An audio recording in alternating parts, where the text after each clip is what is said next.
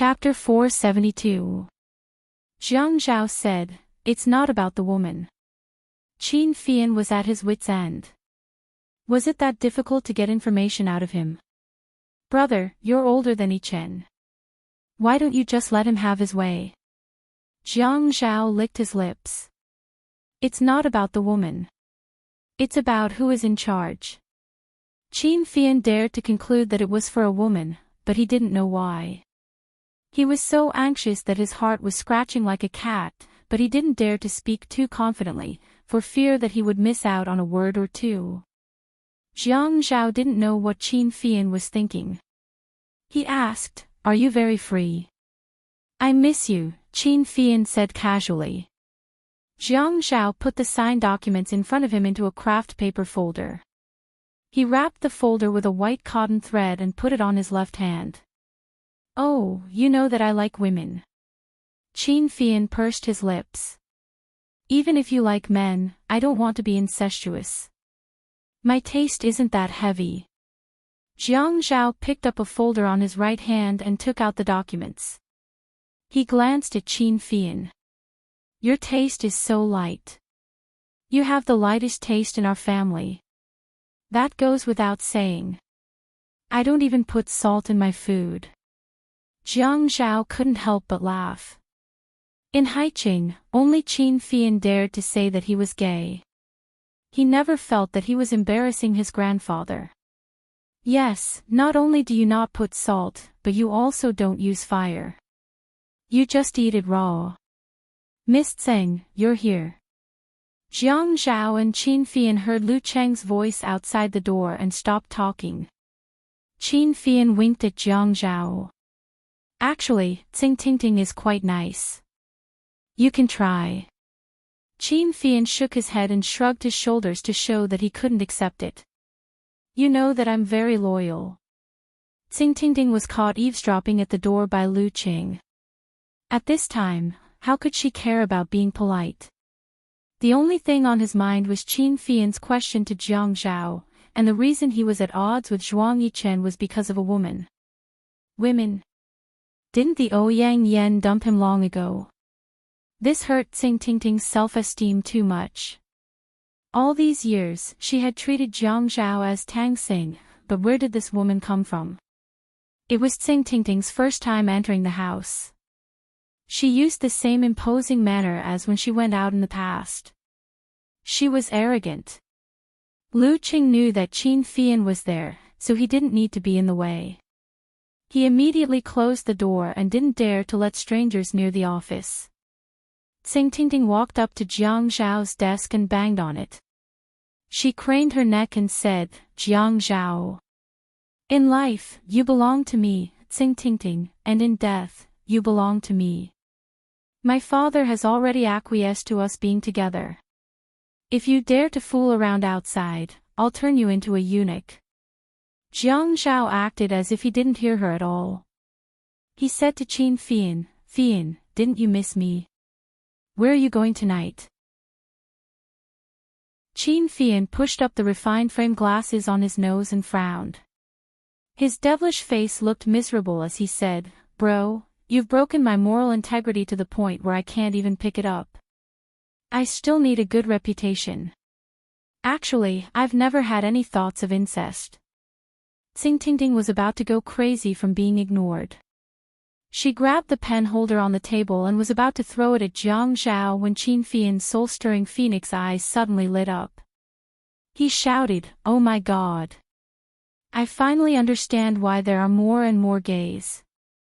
It's because women are tigers." Enchanting slammed the pen holder on the table. She glared at Jiang Zhao with her black eyes. She lifted her chin and her neck tensed up. "Jiang Zhao, don't blame me for not reminding you. If I find out which woman it is, I'll kill her." After Enchanting left, Qin Fian patted his chest. "She's too fierce. She doesn't look like a woman at all. Luckily, I like men." Jiang Zhao said, "Your boyfriend might become like that one day." Qin Fian was cold outside, but he smiled mischievously after closing the door. He said, "Bro, my boyfriend is very understanding. Then he paused. Oh right, that woman of yours. He wanted to ask what she did, how old she was, and which family she was from. But he was afraid that if he asked, Jiang Zhao would think that he didn't know anything, so he didn't say anything. Very ordinary. Qin Fian got up and leaned on the table. He lowered his head to look at Jiang Zhao's eyes. Bro, so you don't like Sister Yan anymore? Jiang Zhao said calmly, it seems that you're really free. You're definitely not interested in studying the direction of the second subway line. Qin Fian immediately stood up and turned around. He went to the coat rack to take his suit. I'll go first. Bro, you're my brother. Jiang Zhao shook his head and chuckled. At night, Yi Er went to work at Peerless Beauty. She returned to her previous state of keeping a low profile. But she was mentally ill. She was afraid of delivering wine to Zhao Jun and didn't dare to step in. But her mother, Manager Wang, who was covered in knives, insisted that she go. She wore a waiter's uniform. According to the rules, she delivered the wine to the door and rang the bell to ask the princess to come out and get the wine. But the princess wanted her to deliver it personally. The reason was that someone was looking for her. Who? The princess looked around and whispered, Second young Master Zhuang. Yi Er only felt that 2 of her 3 souls and 7 spirits were missing. She was not far from death. Well, our workroom is very busy right now. My dear princess, please help to deliver the wine. Of course, the result didn't change because of the pleading. Yi Er handed the wine to the princess in fear and entered the private room. Zhuang Yichen sat there calmly. His imposing manner made Yi Er panic. He raised his hand and waved at Yi Er. Yi Er was so scared that her legs trembled. Yi Er prepared for the worst. She didn't know what Zhuang Yichen would do to her, but she had to smile hypocritically. She was not the kind of young lady who would throw a tantrum easily and throw a wine bottle at a guest. She would slap him if he touched her, and she would fight him if he kissed her. She would brag if she did not come. If you dare to touch me, I will die in front of you. Forget it. If she really thought of herself as so noble, why would she come to this kind of place? Moreover, she wasn't even afraid of death. Why would she be afraid of living shamelessly? In this private room, there was only Zhuang Yichen and the princess. He didn't even call her Miss. Yi Er dared to conclude that Zhao Jun was the base of Jiang Zhao's group. It was just that she didn't have the chance to deliver the wine before. Young Master Qin. Yi Er stood still, bowed politely, and called out timidly. Sit. Zhuang Yichen said coldly. Yi Er didn't dare to sit. After all, the lighting in the private room wasn't very good. Although she wasn't noble, she was still afraid of being violated by men. Go and get yourself a leather stool. Yi Er immediately turned around and asked the princess for a short, cylindrical leather stool. She carried it over and sat down across from Zhuang Yichen at the marble table. Zhuang Yichen leaned back, and his broad shoulders sank into the sofa. He spoke first. What's your relationship with Mayor Jiang? Ah. Yi Er pretended to be dumb. It's not smart to pretend to be dumb. I have nothing to do with him. Zhuang Yichen sneered, then Mayor Jiang is really kind. Yi Er was afraid that she had said something wrong and continued Zhuang Yichen's words. She pretended to be emotional. Mayor Jiang is really working hard for the country and the people. Zhuang Yichen sneered, Miss from Yun University, aren't you afraid of meeting someone you know here? Yi Er didn't mind. If I meet them, I will definitely ask them to come over and take care of business. Young acquaintances will not come to such a private nightclub. Even if they meet uncles, they will not talk about it. They are afraid that she will spread rumors. You are quite open-minded. It's okay. It's just survival of the fittest. Zhuang Yichen chatted with Yi Er casually and texted at the same time. He also didn't ask Yi Er to leave. Yi Er kept looking at the princess bar counter near the entrance. Luckily, there were still people around. If she was killed, there would be witnesses. Suddenly, the private room's elevator doors opened. Ding! With a sound, the door of the sedan opened. Jiang Zhao's handsome face was gloomy, and there was a kind of travel-worn smell. When he walked towards them, he put on an expressionless face. "Yi Chen, you are free," Jiang Zhao said and glanced at Yi Er, who was sitting on the leather stool. Yi Er face-bombed. "Of course I am not as busy as Brother Zhao." Zhuang Yichen stood up and gave Jiang Zhao a friendly fist bump. Yi Er's heart was beating like a drum when she heard these two people talking like there was a needle hidden in cotton. Jiang Zhao sat down beside Zhuang Yichen and looked at Yi Er coldly. "Why are you sitting here? Do you want to eavesdrop on our conversation?" Yi Er was so excited that his heart almost jumped out of his chest. He stood up immediately.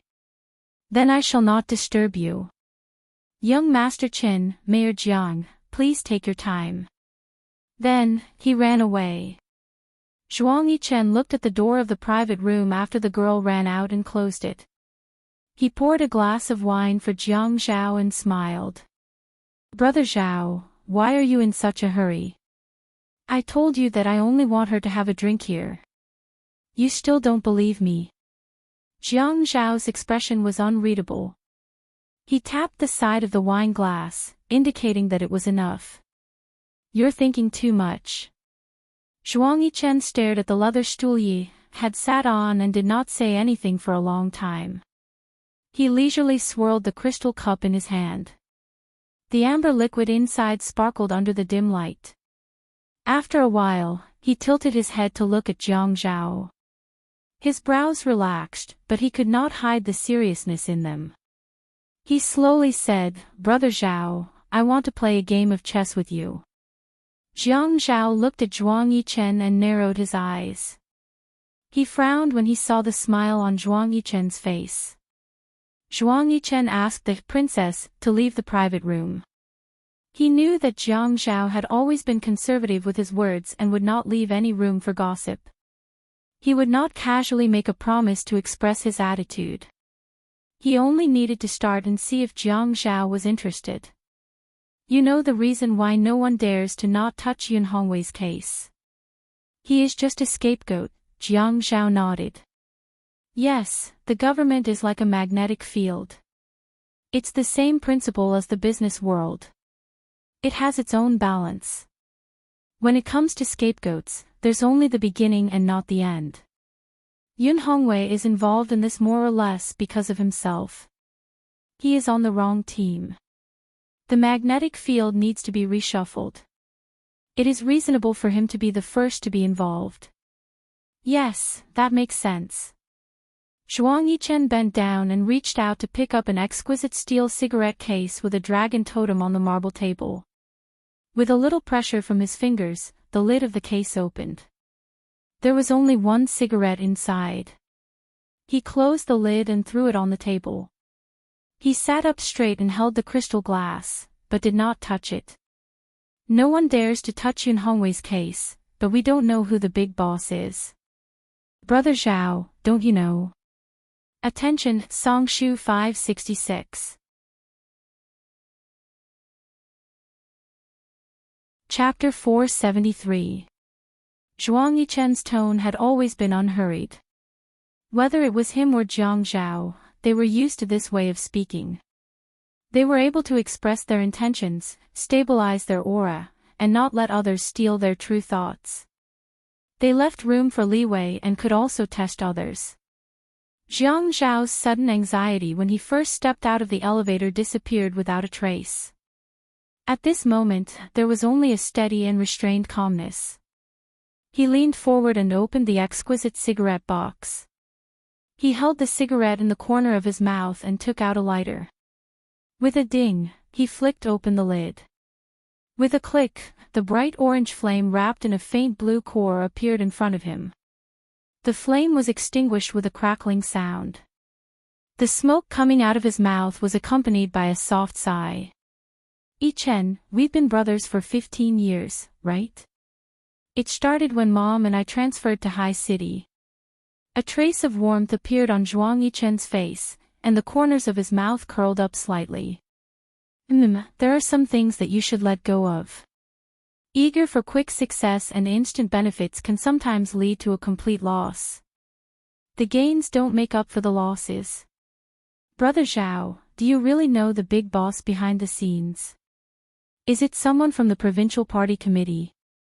What if I'm talking about a boss even higher up? Zhuang Yichen shook his head and gritted his teeth. Impossible. Zhuang Jingren can't have such great power. Jiang Zhao took another puff of his cigarette. The light from the cigarette but looked brighter than the lights in the room.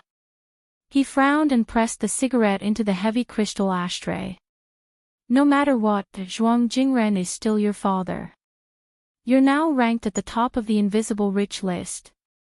They don't know your true strength at all. Isn't that enough? It'll never be enough until I see the entire Zhuang family die, Zhuang Yichen said lightly, as if he was talking about something unrelated. Yichen, your surname is also Zhuang. My surname is Zhuang after my mother's. The conversation reached a bottleneck that they always encountered. Zhuang Yichen raised his head and drank the wine in his hand, leaving not a drop behind.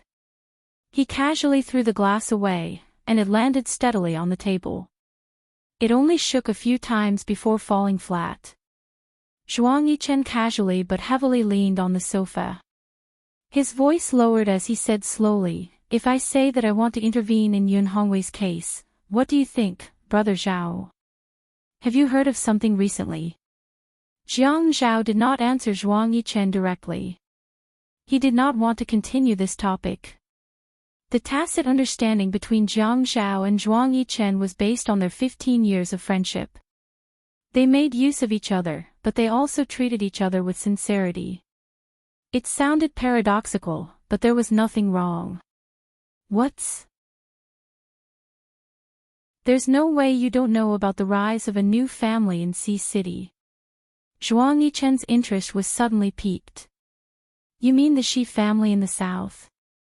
Yes, Haiqing started out 2 years ago.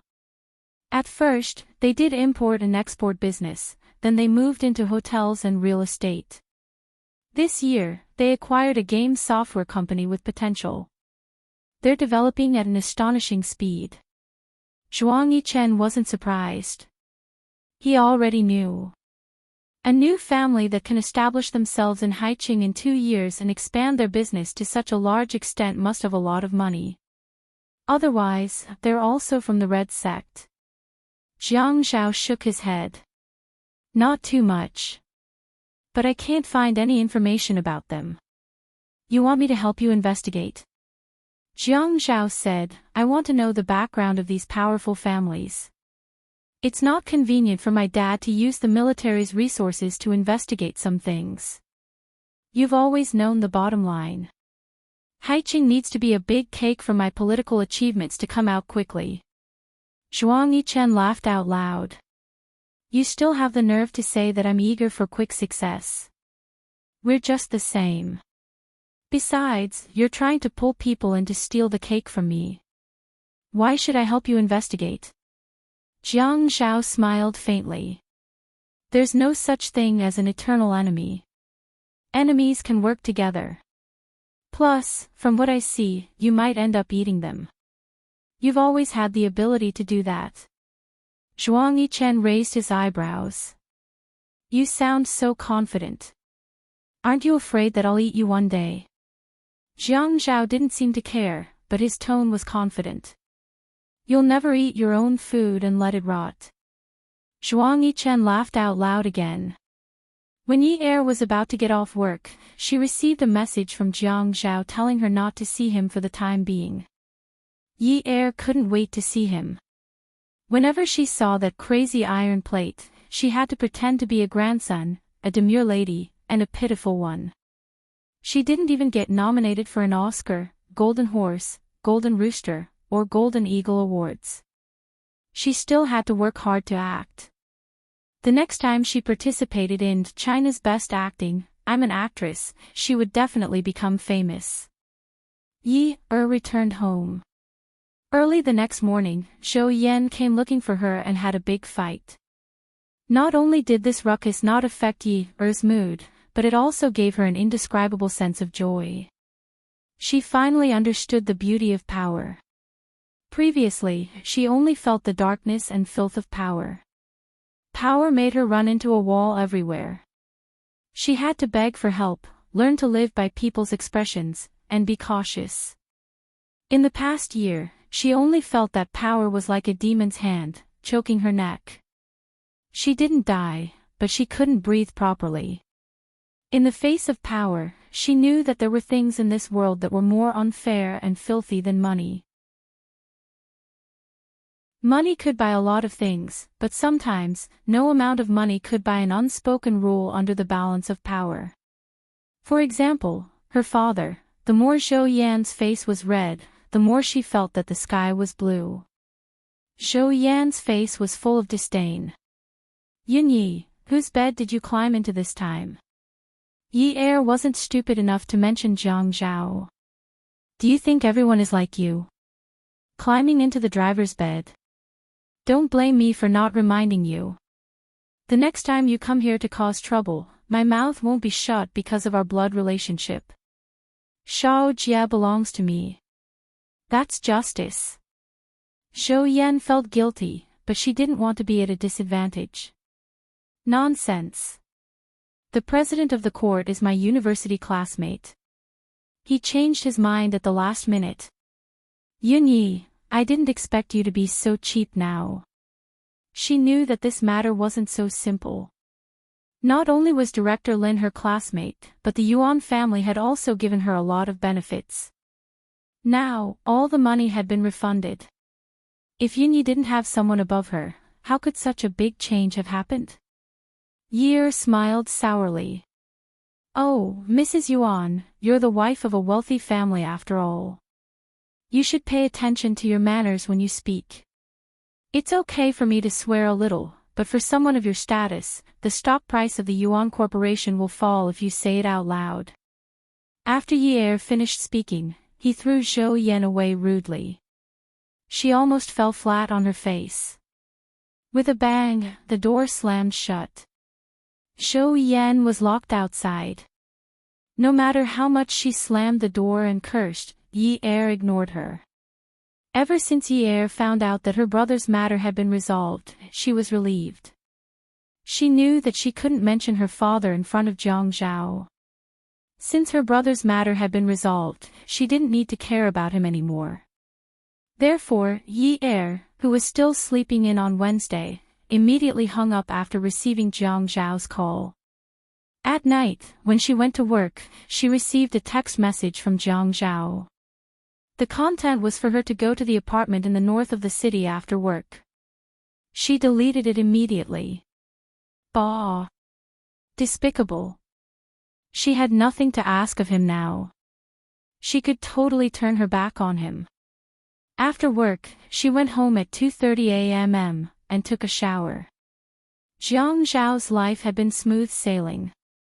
Even if someone wanted to fight with him, they didn't dare to do it openly. It had always been others who tried to curry favor with him.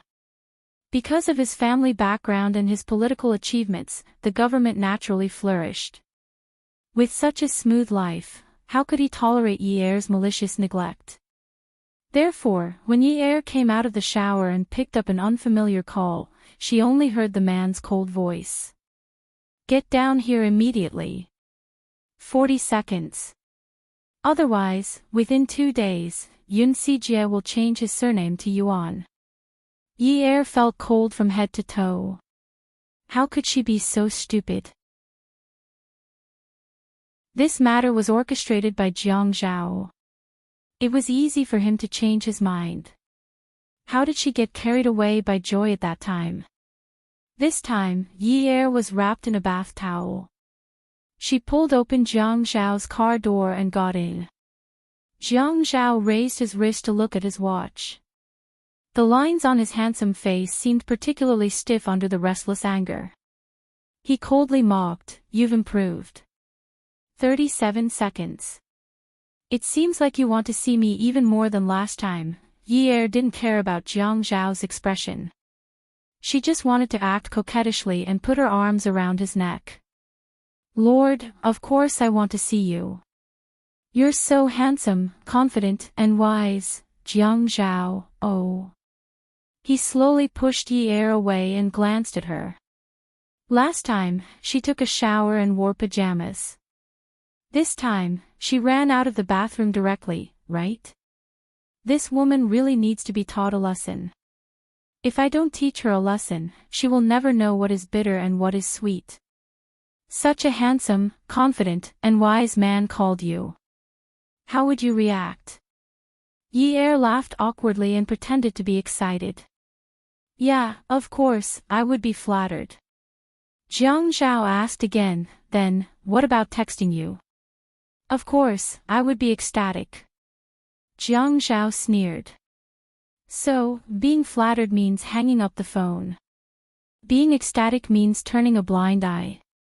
Yi Er felt that she was not far from death. She immediately denied it. How could it be? Jiang Zhao didn't say anything and started the car. Yi Er then realized that she was only wrapped in a bath towel. She quickly pulled his sleeve and shook it. "Mayor, can you let me go home and get some clothes?" Jiang Zhao snorted and smiled. "It's very late. Time is money. Why should I waste money for you?" Yi Er's flattering smile froze on her face. She thought that this guy must have eaten poisonous snakes since he was a child. Otherwise, how could he speak so viciously? Yi Er pointed at the bath towel on her body and said embarrassedly, "Isn't this an eyesore?" Jiang Zhao put his hand on Yi Er's thigh and pinched it hard. His eyes were fixed on the road ahead, and a wicked smile hung on the corner of his mouth. "Don't you know that I like to see you without even a towel around yourself? This bath towel is really an eyesore." Yi Er took a deep breath. She was really defeated by him. She was originally tall. She was afraid that the car would be seen when driving out of the community, so she slid down. She hated herself for being so immature. Why couldn't she offend anyone? So, is this the consequence of biting the hand that feeds you? In ancient times, women dared to marry men easily. Why did she have to calculate it so clearly? Now, she was not afraid of what he would do to her when she went to the apartment in the north of the city. Anyway, it was not the first time. At most, it would be the same old tricks. She was worried about how she would come back tomorrow. Would she take a taxi out of the community wrapped in a bath towel? Why was Jiang Zhao so stubborn? Was he not afraid that she would go out and say that they were in a relationship? The more she thought about it, the more scared she felt. How strong was his heart? She was now the daughter of an economic criminal. Wasn't his stance a little too cold and indifferent? Awesome novel, Shinwu 799.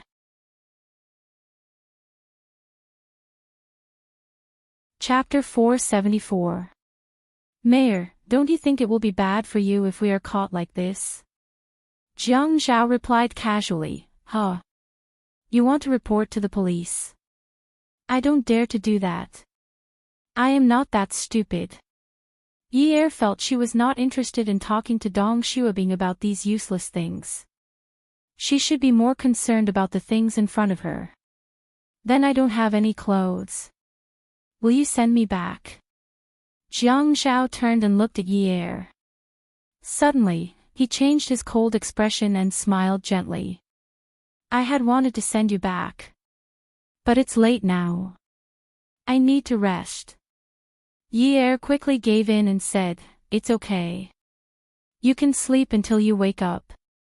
Jiang Zhao continued to look at the road while driving. He still has a gentle smile on his face, and his voice was filled with love. "But my Xiao Bao Bei, there are many people in the morning. If you get into my car like this, you will be an eyesore. When Yi Er heard Jiang Zhao calling her Xiao Bao Bei, she almost vomited yesterday's dinner. But when she heard what Dong Shuabing said, she only wanted to find a big basin and vomit blood.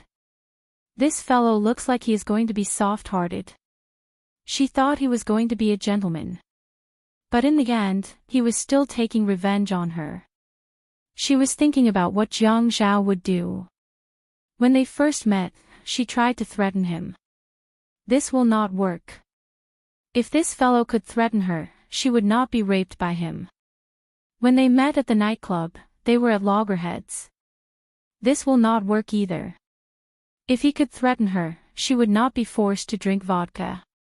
When they met the robbers on the streets, she would pester him and act cute. When she went to his place to seduce him and beg for his help. Oh my God, does he really like that kind of woman? That kind of woman who does not have any thorns. Are you kidding me? Mayor Jiang, you are too tasteless. You should at least have a better taste. For example, a woman with a better personality. That way, I will not have to act so hard. The car was parked in the garage. Yi Er took the keys and went upstairs first. Jiang Zhao slowly followed behind. As soon as he entered, Yi Er, who was wearing Jiang Zhao's pajamas, placed the shoes in front of him. Yi Er was tall to begin with. When she wore Jiang Zhao's pajamas, it could be used as a short dress. It was just right. When she looked at Jiang Zhao, she smiled brightly and said in a coquettish voice, "Ah Zhao, shall I cook something for you? It's already so late. You must be hungry. I'm already boiling water. I'll cook some noodles for you." Without giving Jiang Zhao a chance to refuse, Yi Er dashed into the kitchen at the speed of a 100-meter dash. Jiang Zhao was 100% sure that the areas covered by his shirt were already covered with countless goosebumps, and they were even spreading to other areas beyond his neck. The goosebumps had already risen to his throat, and he wanted to quickly find a corner to shake off this mushy, bloody, and scalp-numbing thing. It was 2F*King disgusting. Yi Er did not care if Jiang Zhao was disgusting or not. She ran to the kitchen and almost vomited. She pretended to slap herself. Ah Zhao. She wanted to take a pair of scissors and cut her tongue. How could she call him that? It was too disgusting. When an arrogant man was angry because someone had crossed his bottom line and was waiting for an opportunity to take revenge, he met a thick-skinned woman who only knows how to act cute and coquettishly. What kind of scene would this be? Jiang Zhao finally got rid of the goosebumps. But he stood at the same spot and did not know what to do. No one had taught him how to deal with this kind of woman. If she dares to threaten him, he will trample her to death. If she dares to talk back to him, he will crush her to death. If she dares to fly her claws around like Tsing Ting Ting, he will pull out her teeth. But she was like a piece of sherry, soft and soft. You can knead and pinch her, and she will let you do as you please. If you pinch her too hard, she will even reveal a variety of fruit sandwiches. It's so disgusting. Jiang Zhao held his forehead and walked to the kitchen. He opened the glass door and looked at the woman with her long, white legs. Jiang Zhao looked at the woman who was cooking noodles. It was such a waste to cook noodles with such a seductive scene. Remembering her revenge, he spoke harshly. I didn't expect that Miss from Yun University's slender fingers would also be exposed to the sun. Yi Er was cutting scallions and ginger on the chopping board. She did not raise her head and just shrugged her shoulders. She focused on the knife. I didn't do it before, but my father got into an accident. Other than the villa with my grandmother's name on it, everything in my house was sealed. The money in my bank account is the pocket money that my father usually gives me, so I don't dare to use it carelessly. It's too expensive to eat at high-end restaurants. Si Jia would have diarrhea after eating at small restaurants outside, so I learned how to cook by myself. At first, I just had to cook it until it was cooked, but Jie's body was still growing. In order to let him eat more, I started to learn how to cook dishes that look, smell, and taste good. It's actually very simple. Yi Er even laughed out loud after she finished speaking. At this moment, Jiang Zhao had already turned around and left. When Yi Er heard the glass door close, she tightened her grip on the knife's handle. She looked at the green and white scallions with sparkling and translucent water droplets dripping onto them. She stroked her face with her index finger and then put it into her mouth. Ah, so it was this bitter. Yi Er didn't understand many things in the past. For example, how did her father, who started from scratch, become a financial criminal? She didn't understand why after her father got into an accident, her mother left, her relatives distanced themselves from her, and her uncles became strangers to her. She didn't understand why actors had to sleep with directors. Why did models have to sleep with sponsors? She didn't understand because she wasn't even 18 years old at the time. Now she understood. Because she had spent more than 10 years of other people's lives in this 1 year, she understood that the princesses of this world should live in fairy tales. They shouldn't have to do any household chores, while the commoners should know the cruelty of reality. They should know that humans couldn't win against the heavens. The only thing that could win against the heavens was luck. If she was still the same as before, she would have thrown the kitchen knife at Jiang Zhao. Cut scallions and cook noodles. Cut your brother, cook your sister. To Yi Er's surprise, Jiang Zhao didn't make things difficult for her anymore. It seemed like this vicious guy really liked women who were obedient and didn't have any thorns on them. Because he seemed to have forgotten that he should glare at her a few more times and mock her more. He just went to bed and turned off the lights after taking a shower. When he kissed, he was like a real prostitute. It turned out that the kiss of a prostitute was soft and lingering, as if there was a magnet in each other's bodies. Jiang Zhao was far more gentlemanly in bed than out of bed. After he took off his clothes, the passionate and gentle collision made people feel like they had barged into a gorgeous dream created by a dream creator. Yi Er felt that this was a beautiful dream. The doorbell's ringing didn't seem to be in a hurry, but it started ringing again after it finally stopped. Yi Er really didn't want to move. She reached out to push Jiang Zhao to open the door, but when she reached out, it was empty.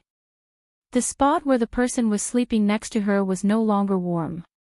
She reached out to grab the clock on the bedside table. Oh my God, it was 11:30. Jiang Zhao had already gone to work. She put on Jiang Zhao's pajamas from yesterday and looked out of the peephole. She was shocked. It was Lu Qing. Was Lu Qing here to pick up Jiang Zhao? She didn't dare to open the door. Her phone rang, so she ran to the bedroom to get it.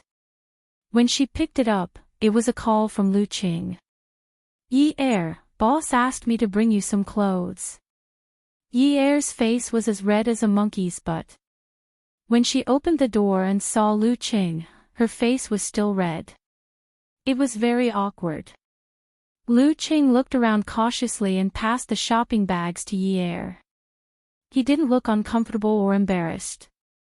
Even if the person in front of him was his girlfriend's best friend, he was still able to keep a straight face. Yi Er, I will leave first. If you need anything, just give me a call. Yi Er saw Lu Qing leaving and quickly stopped him. She paused for a while and said softly, Lu Qing, I think I should tell Ling Ling about this myself.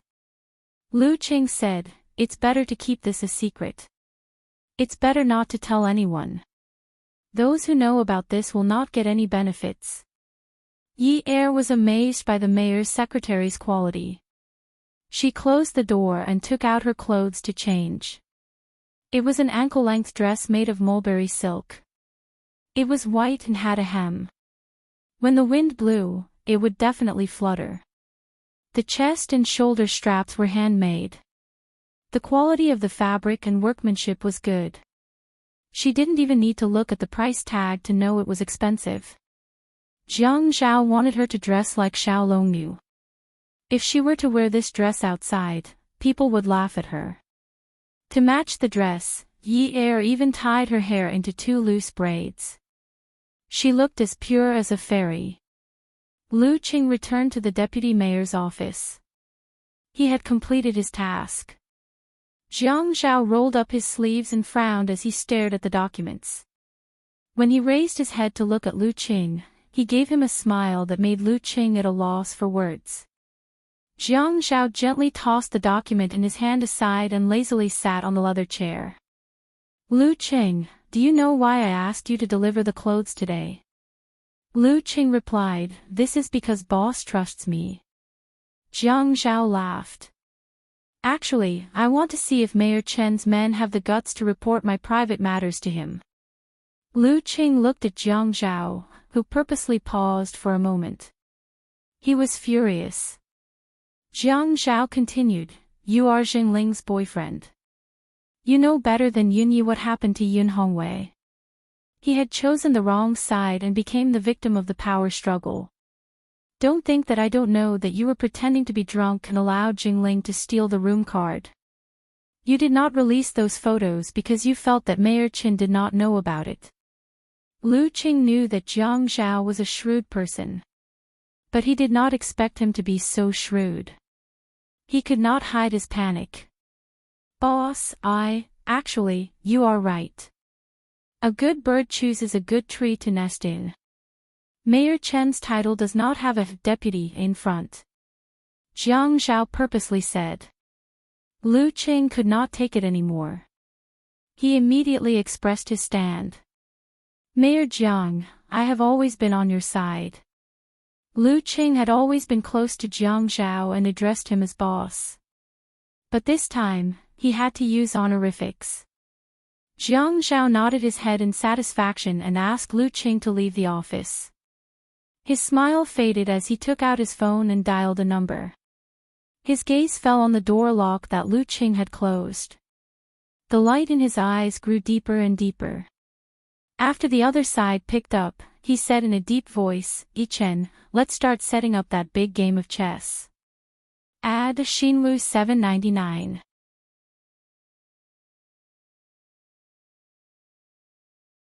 Chapter 475. Jiang Zhao hung up and received a call from Qin Fian. I know, but Fian, Professor Shen doesn't like people to disturb him. I know Grandpa loves his paintings. Okay, I'll take care of the painting. Okay, I'm hanging up. He leaned over and pressed the extension. Lu Qing, check if Professor Shen from the School of Fine Arts has a class this afternoon. Yi Er went to Wudong Art Street in the afternoon to find the boy to pay for the painting. The boy looked at Yi Er's white dress that trailed behind her. Her 2 loose braids looked especially refreshing.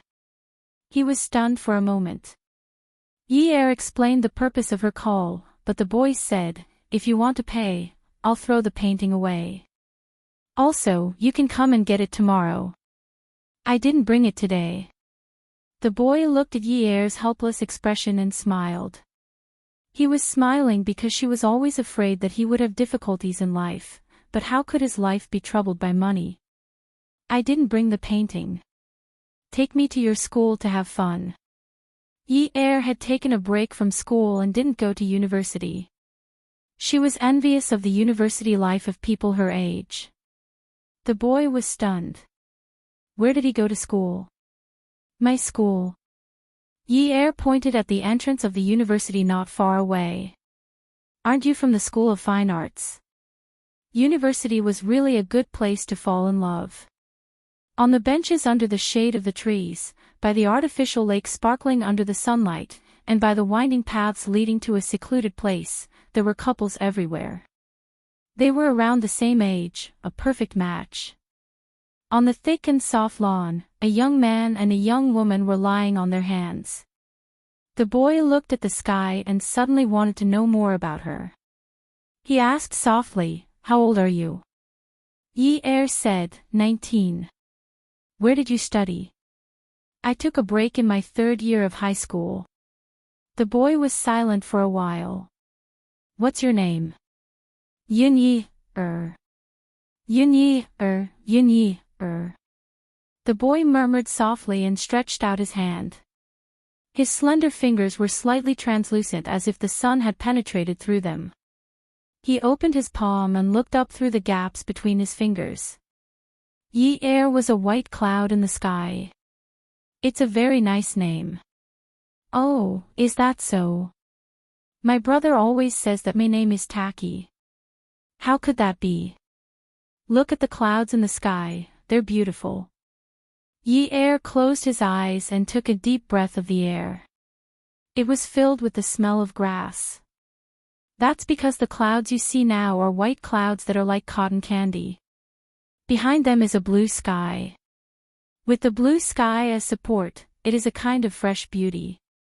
But, in a few days, dark clouds will definitely cover the sky. The sky will be dark and gloomy, and the clouds will no longer be white clouds. How can it be beautiful? The boy sighed softly. Yi Er turned around and put her arm next to her ear. The boy was lying on his side in the same position as her, looking at her. Yi Er looked into the boy's eyes seriously. She gazed at the pair of clear pupils in his eyes and reached out to stroke his eyebrows. She sighed and said, "You're the prince in fairy tales. How can you sigh? You should have the most beautiful smile." The boy held his breath and asked calmly, "If I'm a prince, what are you?" Yi Er's eyes darkened. I should be a witch." The boy's heart was suddenly whipped. He frowned and asked, "You didn't go to school. What do you do for a living?" "Me?" Yi Er turned around. The warm sunlight couldn't do anything to the shade of the tree. She lay there comfortably and looked at Yi Er and the white clouds in the sky. What did she do for a living? A woman who traded her body for safety. What did she do for a living?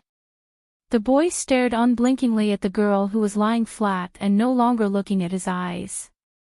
He saw the tears rolling down from the corners of her eyes. When he reached out, he heard her voice that seemed to be floating from the sky. It was faint and intermittent. I sold my body.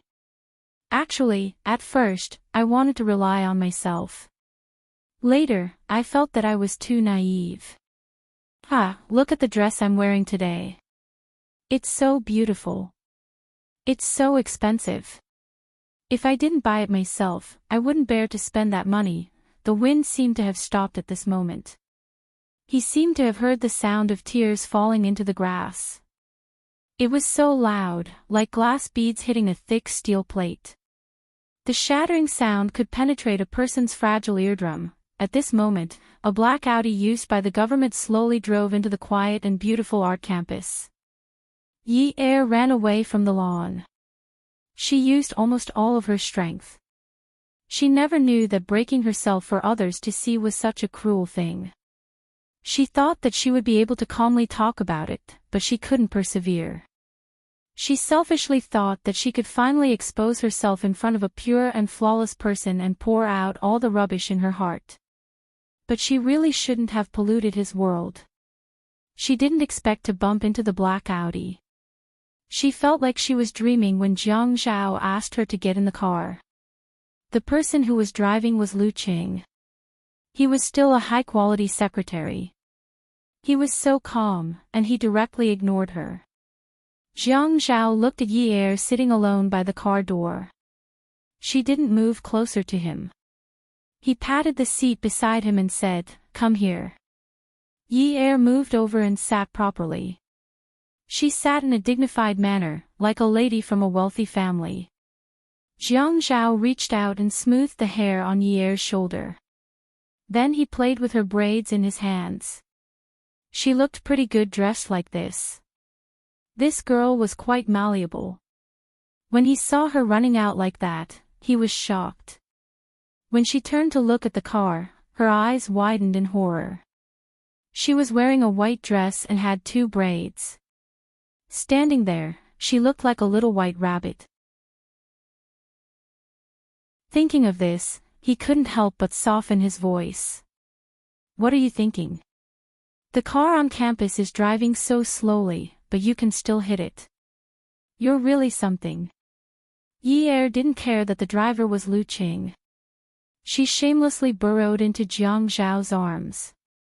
She buried her face in his chest and hugged his waist. She didn't want to explain anything to him. She hated arguing with him. I missed you. Lu Qing drove. He didn't look at the rearview mirror. He looked straight ahead seriously. He knew that he was the one who was suffering the most in the car. Jiang Zhao specially brought him, a spy, with him. He knew the most intimate things. If it was in the past, when he had just started working with Jiang Zhao, he would definitely have other thoughts. But now, he knew Jiang Zhao's methods better than anyone else. Not only could he not mention this to anyone, he might even have to cover it up for them. If there were any rumors outside, he would be the one who would end up the most miserable. Jiang Zhao sat in the car. With others around, even if he was naked, he still had a gentlemanly demeanor. He would never touch and caress a woman in front of others as if he had never seen a woman before, even though he really wanted to eat the rabbit in his arms. He pulled Yi-er's hand from around his waist and placed it on his lap. He patted it gently. What do you want to eat tonight? Yi-er sat up. She held on to Jiang Zhao's arm and leaned on his shoulder. I still have to go to work tonight. I'll just eat something later. What I mean is, you'll have dinner with me tonight. What do you want to eat? Yi-er was speechless. Was she that stupid? Of course, she knew what he meant. Did she not make herself clear enough? She didn't want to have dinner with him. What I mean is, Chinese food or Western food? Jiang Zhao's voice was cold.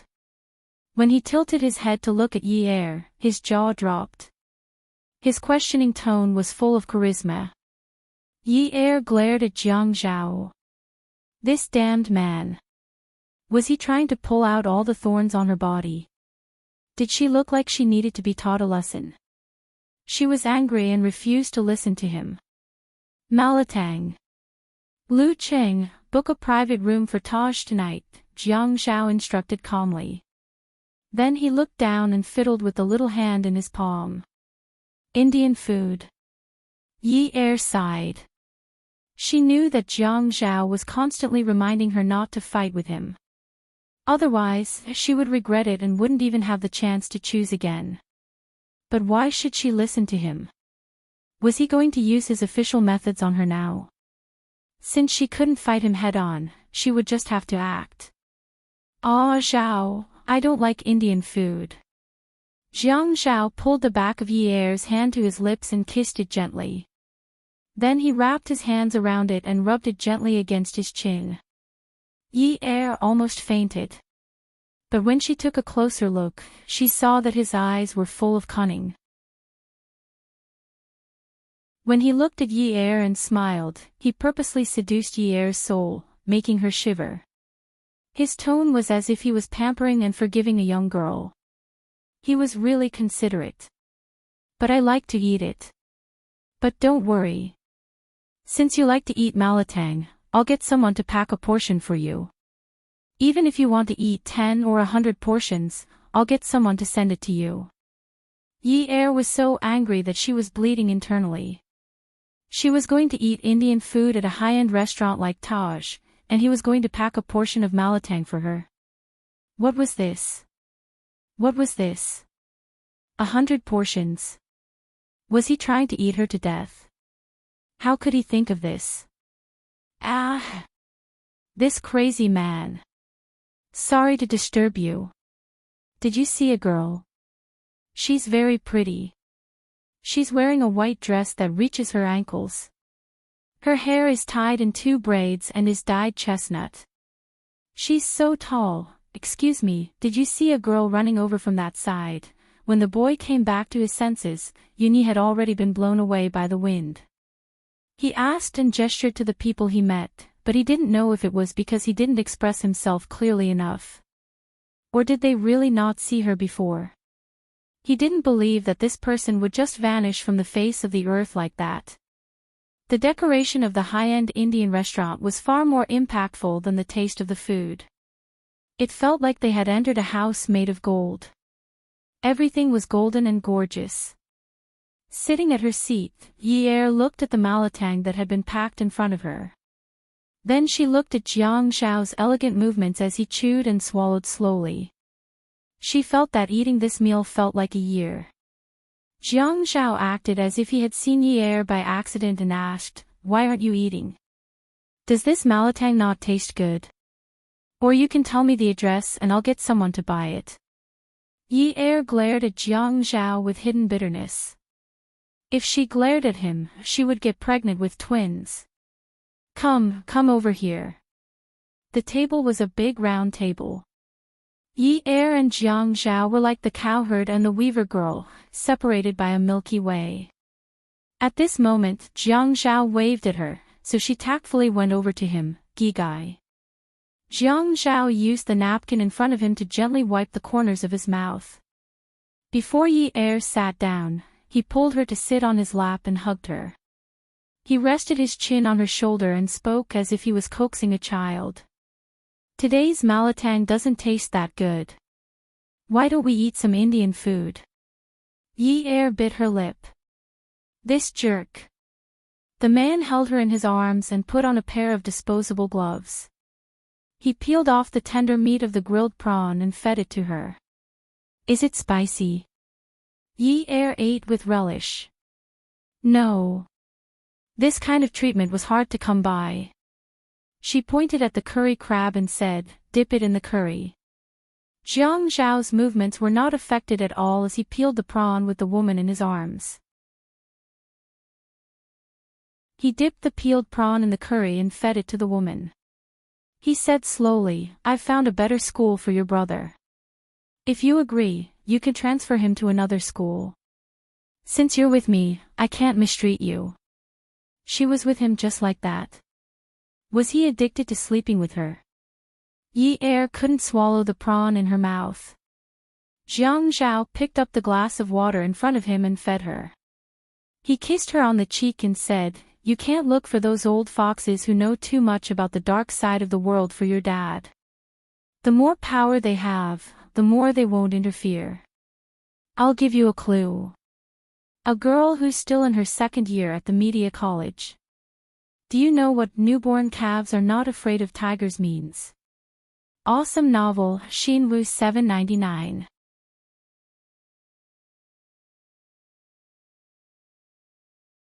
Chapter 476. Yi didn't say anything as she digested every word Jiang Zhao said. So today's meal wasn't simple. Was he trying to help her? This was too sudden. The benefits were too great. She smiled and asked, "How should I thank you?" His thin lips curved meaningfully. He lowered his head and buried his face in Yi's chest, rubbing her soft breasts with his nose. He said softly and ambiguously, "What do you think?" Yi was puzzled. Since Jiang Zhao said that she was going to be with him, why didn't he just keep her as a mistress like other people? He should have at least said something like, "I don't want you to work at that kind of place," like Min Zikai did. He didn't do anything. At night, she changed into her waitress uniform and went to work at Peerless Beauty. Yi held a bottle of red wine in one hand and a cloth in the other. She carefully wiped the dust-free bottle of red wine. Her mind wandered. With more than a year of experience in society, Yi instinctively felt that something was wrong with Jiang Zhao helping her. Could it be that Jiang Zhao wanted to use her? Impossible. What could he use her for? Jiang Zhao received a call from old Master Qin that night, so he drove his A8 to the Qin family's old mansion. The Qin family's old mansion was a traditional Chinese courtyard house. It was divided into a front yard and a backyard. The backyard was for the guests, and the reception was in the front yard. Old Master Qin was wearing a silver-gray button-down shirt. He sat on the sofa in the living room next to the main hall. His hair was already white, and even his eyebrows were slightly gray. He fanned himself from time to time, exuding a sage-like aura. The moment Jiang Zhao entered the living room, he saw Enchanting holding Grandpa's arm and chatting. Grandpa wouldn't ask him to come and see Enchanting, right? Grandpa didn't seem like such a boring person. Enchanting still looked virtuous. When she saw Jiang Zhao, she stood up and asked the servant to make a cup of coffee for Jiang Zhao like the mistress of the house. Jiang Zhao laughed heartily. Grandpa, it seems that I've been deeply influenced by you. I always think that tea tastes better. Enchanting's snow-white face instantly flushed red. Zhao Zhao, Ting is just being kind. Old Master Qin tried to smooth things over. Come and sit here. I have something to tell you. Jiang Zhao answered and sat down on the other side of Old Master Qin. Old Master Qin called a servant. Quan, take Ting to the garden to have a look. It's a miracle that the orchids I planted last month are alive. Grandpa, I'll stay here to accompany you. Ting knew that her grandpa wanted her to leave, but she didn't want to leave. She also called him Grandpa like Jiang Zhao did. Ting, that orchid wasn't supposed to be planted in this season, but Grandpa helped it survive. Don't you think Grandpa is amazing? Ting knew that she could not force him, so she could only leave resentfully. Zhao Zhao, an old friend of Grandpa's, is coming to visit tonight. He said that he wants to see you. Old Master Qin's expression froze. He looked up at the big clock on the wall and seemed to be a little depressed. About 10 o'clock. See me. The Shi family in the south. You must have heard of it. Jiang Zhao frowned slightly. The Shi family in the south. Grandpa's old friend. He has been in High City for more than 2 years, and Grandpa just mentioned it. Yes, I've heard of it. It has developed rapidly in the past 2 years. I didn't expect that he is Grandpa's old friend. He is an old friend of both your grandpa and Rui's grandpa, Old Wen. His roots are so deep. He also has a relationship with Grandpa Wen. Jiang Rui's grandpa used to be the richest family in Jiangzhou. Yes. It's just that the 4 of us have taken different paths. I didn't tell you before because I felt that some things were too sensitive. Grandpa wanted to protect you too much and hoped that your future would be smoother. Jiang Zhao felt that the situation was serious because Grandpa would not frown from time to time even if his tone was serious. He put the blue and white porcelain teacup on the table into Grandpa's hand. What's the sensitive thing in this? Grandpa lifted the lid and took a sip. My old friend's surname is not Shi. 12 years ago, he was the biggest underworld boss in Asia. You must have heard of Lei Zhentian.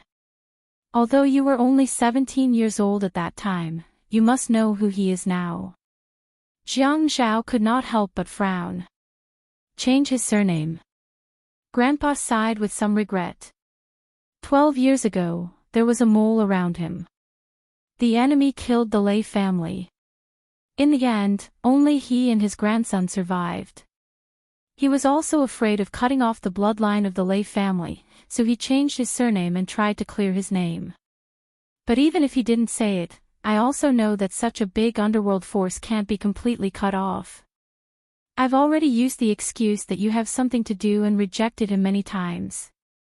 But Zhao Zhao, when your grandfather was young, he was also a hot-blooded and righteous man.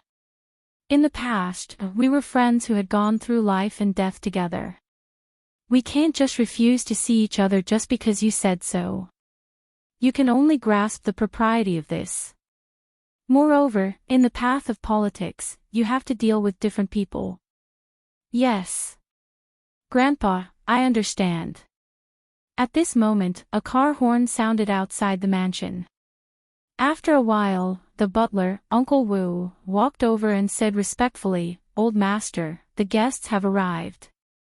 Jiang Zhao got up and helped Grandpa out of the living room. They stepped out of the main hall and walked on the bluestone path towards the main door. The red lacquered door of the old Chinese-style mansion opened with a creak. 3 people walked in. The old man in the lead was full of energy. On his left was a burly man in a suit who carried a few expensive gift boxes. The handsome young man on the right was particularly outstanding. He had a beautiful and fair face, a slender figure that didn't seem frail, and his eyes were clear and untainted, as if he wasn't tainted by the secular world. The leading old man walked to old Master Qin's side and patted his shoulder heroically. His voice was loud and clear.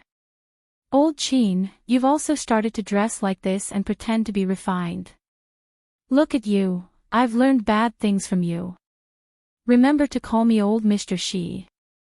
Ha! Grandpa Qin was not angry. "Old Mr. Shi. You're still so rude even after learning so much. Don't tell others that I'm your teacher." Jiang Zhao and the young man stood at the side and laughed. The young man bowed politely to Grandpa Qin. "Hello, Grandpa Qin." Grandpa Qin quickly helped the young man up and looked at old man Shi. "Old Shi, this is Unwu, right?" The more he looked, the more satisfied he was. Look, this is more like what I taught." Ha! Jiang Zhao also bowed to old man Shi. "Hello, Grandpa Shi. What era are you in? You still need to be so polite. Look at Zhao Zhao.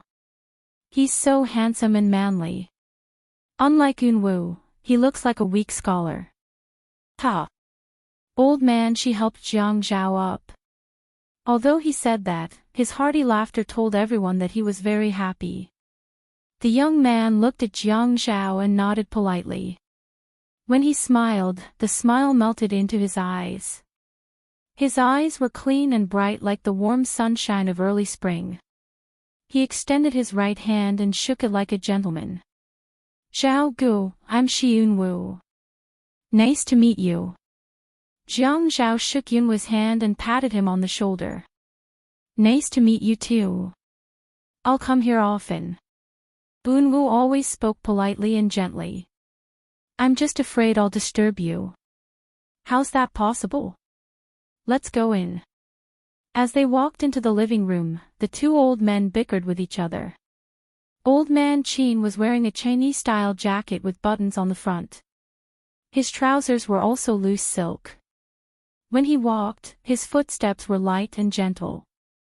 His scholarly aura was very strong. However, when he spoke, he did not sound scholarly at all. "Old man Shi, don't tell me that you came up with the name Unwu." Old man Shi snorted and said, "If I didn't come up with it, did you? Grace and blessings, blessings and blessings, blessings and blessings from the heavens, have you ever studied?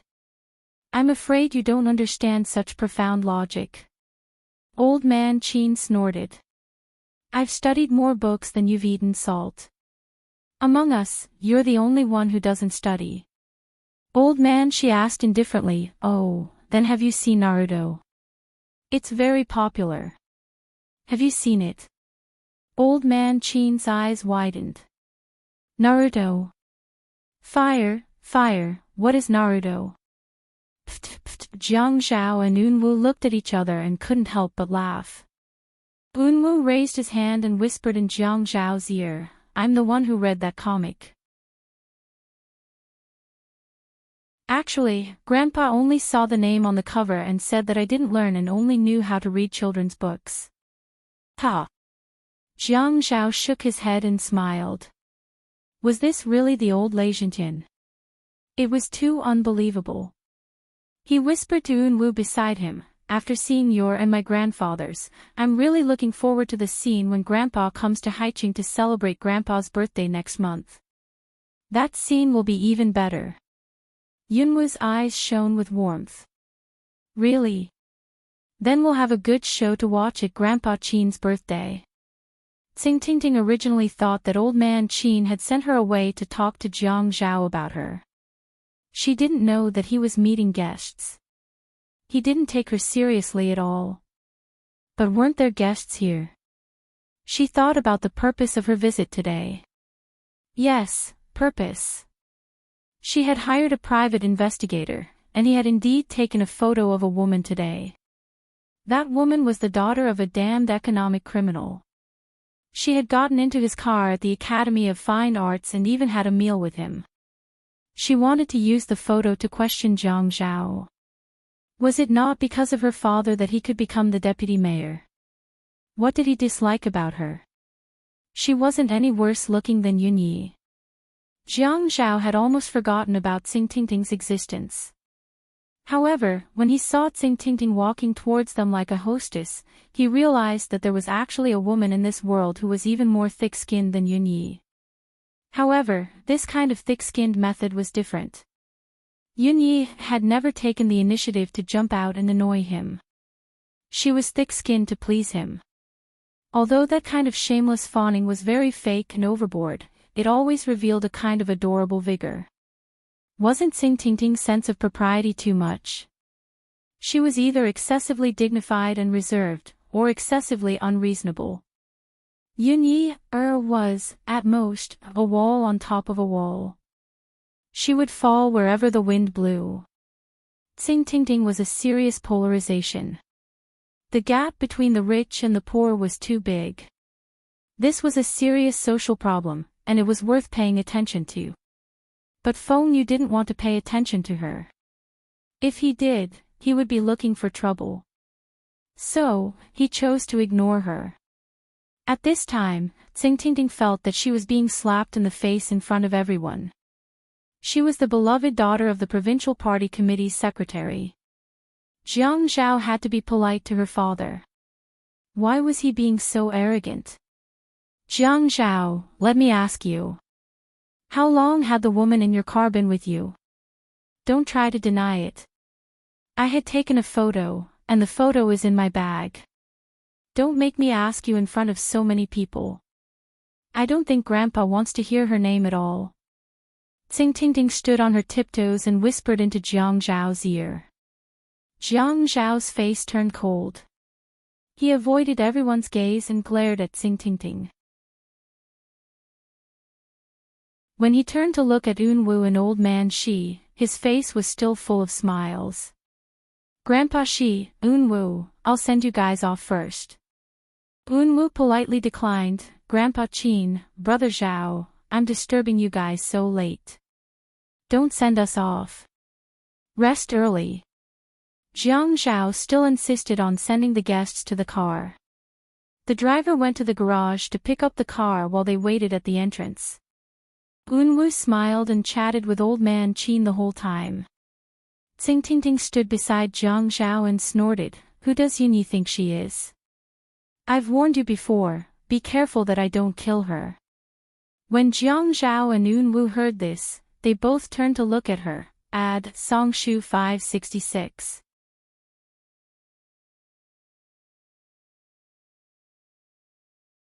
Chapter 477. Jiang Zhao's eyes were filled with warning. He knew that Xingtingting was deliberately putting pressure on him. Otherwise, she would complain to his grandfather. This was the reason why he didn't like her very much. Since she was young, she had never been skilled in complaining. She never knew how to be tactful.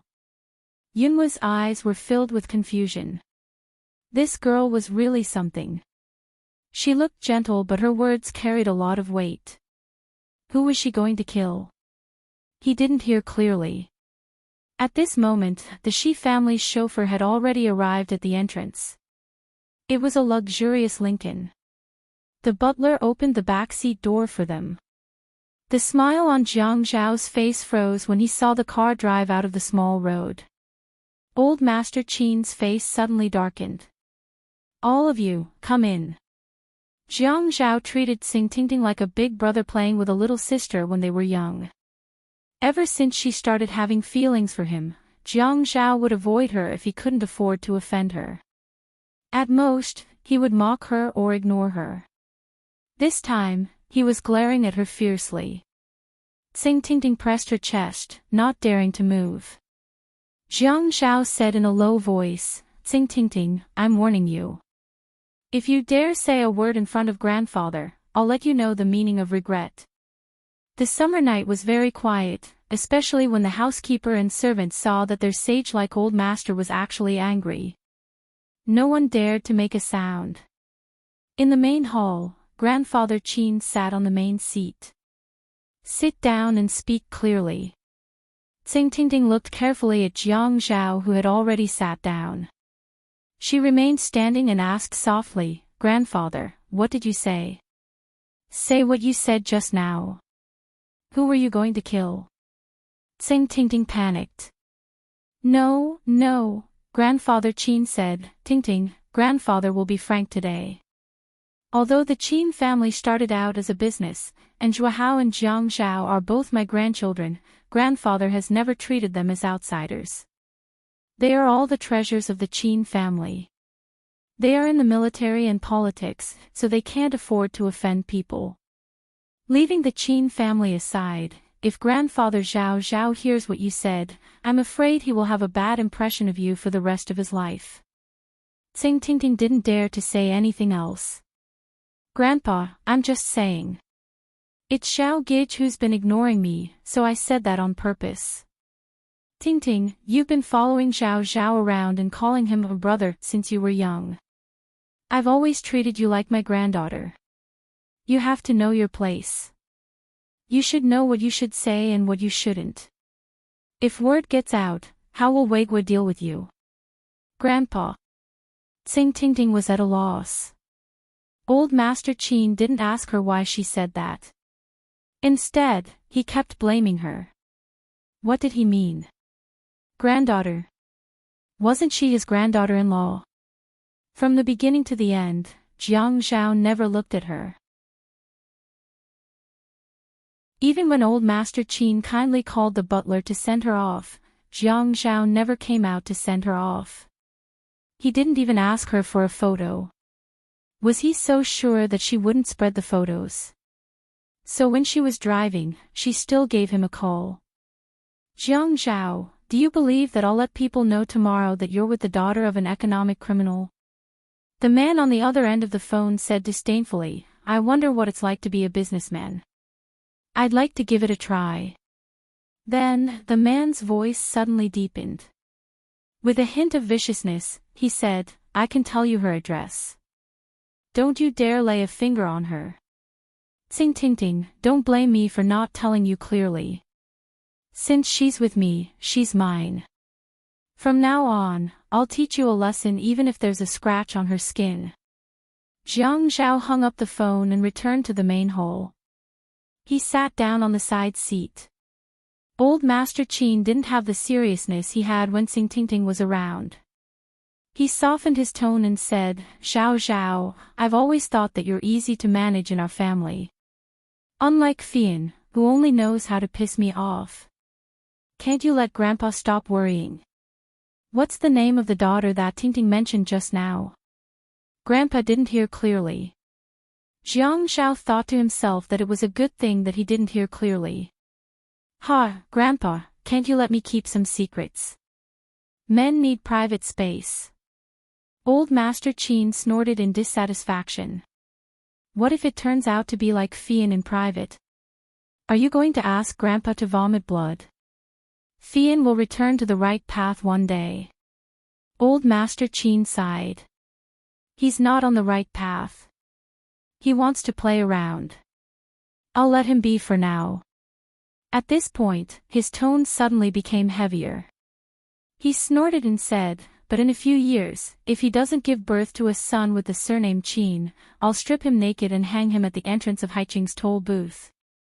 Jiang Zhao's facial features were masculine and handsome, but at this moment, his smile was exceptionally soft. He stood up and walked behind old Master Qin to massage his shoulders. Grandfather, I suddenly don't want Fian to return to the right path. I don't know if you mean stripping her naked, do you mean stripping his underwear as well? You child. Ha! Old Master Qin placed his hand on the back of Jiang Zhao's hand and patted it dotingly. Zhao Zhao, Grandpa knows that you don't like Tingting's domineering personality, but she's still the daughter of the provincial party secretary, Xing Weiguo. If she goes overboard with some things, Weiguo will feel that we're not giving him face. Our family doesn't need to fear anyone, but there's one point of view that I share with your grandfather. It's not good to have big grudges or small grudges. Only by doing business amicably can we make money and prosper. The next time that girl pesters you again, your attitude should be slightly better. I've made Grandpa worry. I'll take note next time. Jiang Zhao left the Qin family's old residence, his mind thinking about Xing Tingting's words. His heart was in a mess. That girl was very dignified outside, but once she was away from everyone, she would do anything. Since there was a private investigator, would there be someone who specially followed Yunyi? What if she was followed? No, he had to go and take a look at the peerless beauty. Yi Er didn't get to wait for Xing Tingting's coercion. Instead, she was forcefully kissed by Min Zikai. During this period of time, Min Zikai had been sent abroad by his mother on a business trip. He ran over as soon as he got off the plane. He caught Yi Er and dragged her to the corner of the emergency exit to kiss her madly. Yi Er felt that she was too powerful. Last time when she wanted to make a deal with Min Zikai, he wanted to kiss her, so she let him. But wasn't her matter already settled by now? Moreover, Jiang Zhao seemed to be involved in her father's matter. She didn't need him anymore. Since she didn't need him, why should she let him take advantage of her? Let go of me. Yi Er almost shouted, but she was afraid that people would laugh at her, so she could only push him with all her might. Min Zikai wasn't willing to let go of her. He had missed her for so long. Hugging her in his arms, a kiss wasn't enough. He tightened his grip on her. Yi Er, although I'm not in the country during this period, I got someone to buy you an apartment. I've already settled the company matters. Your brother's matter will be settled soon. I don't need your help with my brother's matter. Yi Er had promised Mother Min that she wouldn't tell Min Zikai about their conversation, but she didn't want to explain. What do you mean you don't need my help?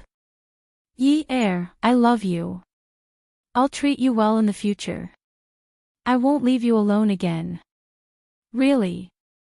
Let me take care of you in the future.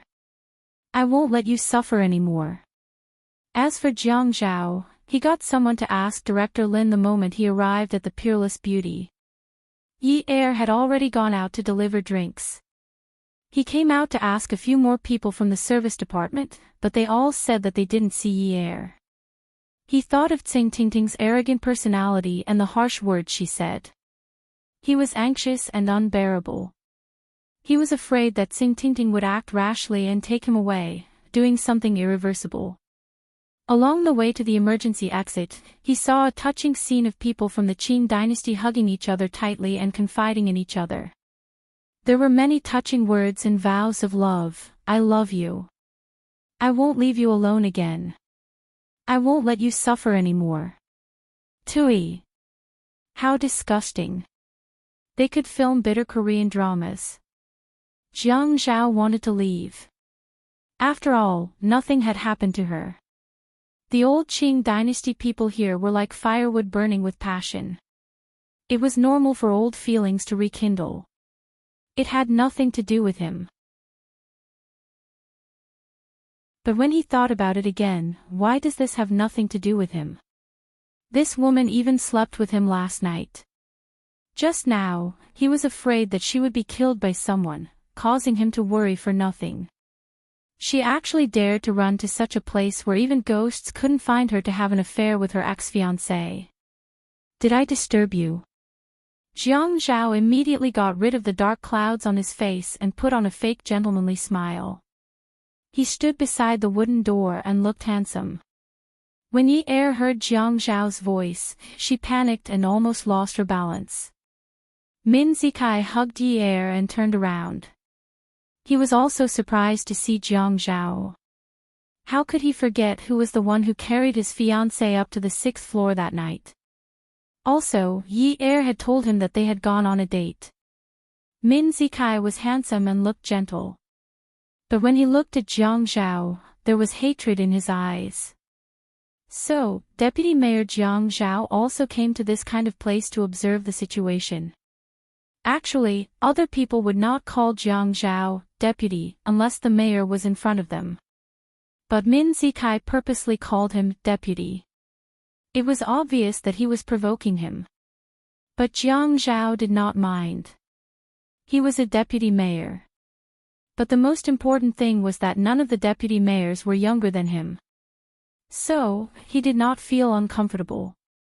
What he was angry about now was Yun Yi, that damn woman, still dared to stay in Min Zikai's arms.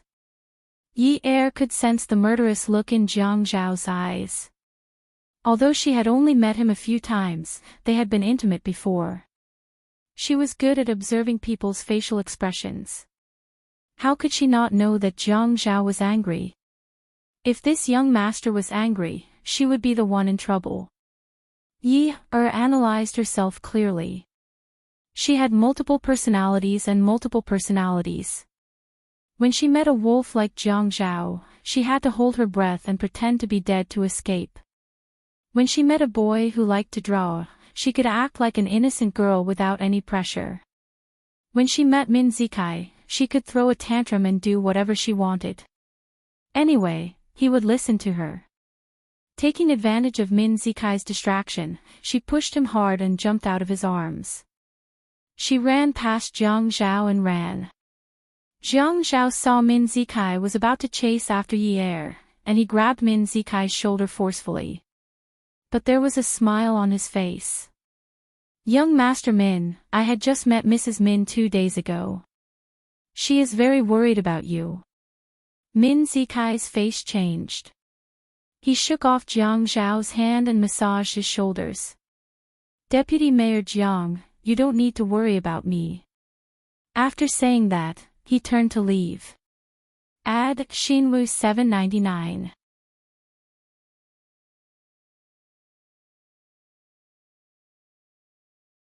Chapter 478. Jiang Zhao patted his cufflinks and said calmly. Seems like I am overthinking. I wonder what Mayor Chen will do when he finds out that family Min is still messing with the Yun family. Min Zikai gritted his teeth and turned to look at Jiang Zhao. His eyes darkened as he said, You. Are you threatening me? Jiang Zhao had been treating everyone nicely since the start of the conversation. Young Master Min, you misunderstood me. I am not threatening you. I am just reminding you. Min Zikai said. I will take care of Yi Er's matters. No one can threaten me. Jiang Zhao clapped his hands. So, young Master Min is such a great person. You are even willing to abandon your family for a woman. It's fine if you are the only one suffering, but why do you want to implicate your family? It's hard to imagine what will happen if Mr. and Mrs. Min go to jail. Min Zikai could tell that Jiang Zhao was his love rival. Deputy Mayor Jiang, you are in a good mood. What does family Min and Yi Er have to do with you? You are an outsider. You are not related to family Min or Yi Er. Why do you have to worry about this?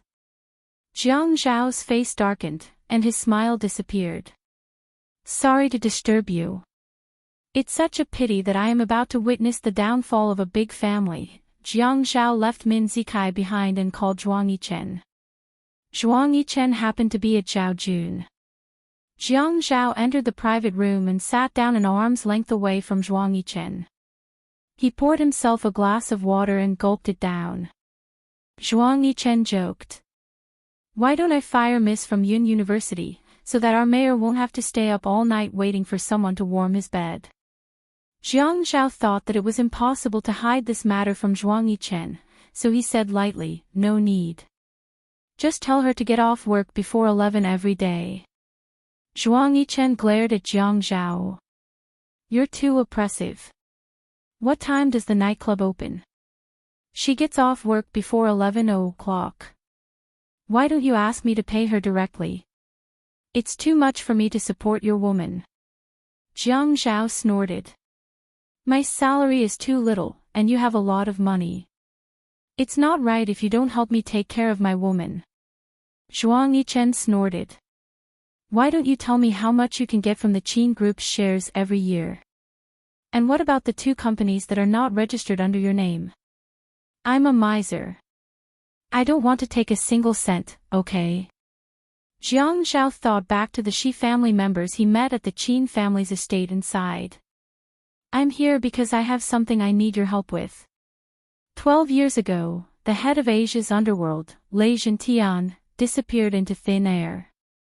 These are the secrets of the underworld, I'm sure you'll be able to find out soon. You want me to help you take care of your woman, and you want me to help you investigate this matter. I think it's really necessary to cut ties with you. Jiang Zhao had already stood up. He took a small box from the princess bar and put a key and a community access card into the box. He glanced at Zhuang Yichen and said angrily, after cutting ties with me, you want to be with Fei Yan. You're such a fickle man. Ha! Forget it. I'll just live with you. Fei Yan's taste is too strong. I'm afraid I'm not good enough for him. Jiang Zhao laughed. Smart people understand when you think about it. There's no limit to communication. Zhuang Yichen couldn't help but laugh. You're shameless. When Yi Er received the small box from her mother, Manager Wang, she was lying on the table doing statistics. She opened the box and knew that it was sent by Jiang Zhao. Jiang Zhao likes her. At least he likes her body now. But what if one day he doesn't like her anymore? Will he still help her with her father's matter? Seeing that Manager Wang still hadn't left, Yi Er's mind turned. The best person to grasp a man's mind was a woman who had been through hardships. She put the box on the table and put on a sweet smile. She stepped forward and took Manager Wang's arm. Sister Wang, I want to ask you something. Manager Wang's eyes were sharp. Last time when Yi Er fainted after drinking, it was the mayor who personally sent her to the hospital. Just now, the higher-up said that in the future, Yi Er could get off work at 10:30. Such special treatment, there must be something strange. It was not appropriate for anyone to ask about the background. Yi Er finally expressed her goodwill. She heaved a sigh of relief. Go ahead. Yi Er looked around and asked softly. How do you make a man work for you wholeheartedly? Manager Wang was overjoyed when she heard this. She almost taught her everything. Make him fall in love with you while he is still fresh. But it's too extravagant to talk about love with a man. It's more reliable for a woman to ask for something practical while she is still young. Yi Er listened attentively. Talking about love was too extravagant, but she didn't believe it. Wang Daji had already turned the tables on the goddess, Dong Jia. She, Yunyi, was once a fair, rich, and beautiful woman. She couldn't possibly lose to Wang Daji, right?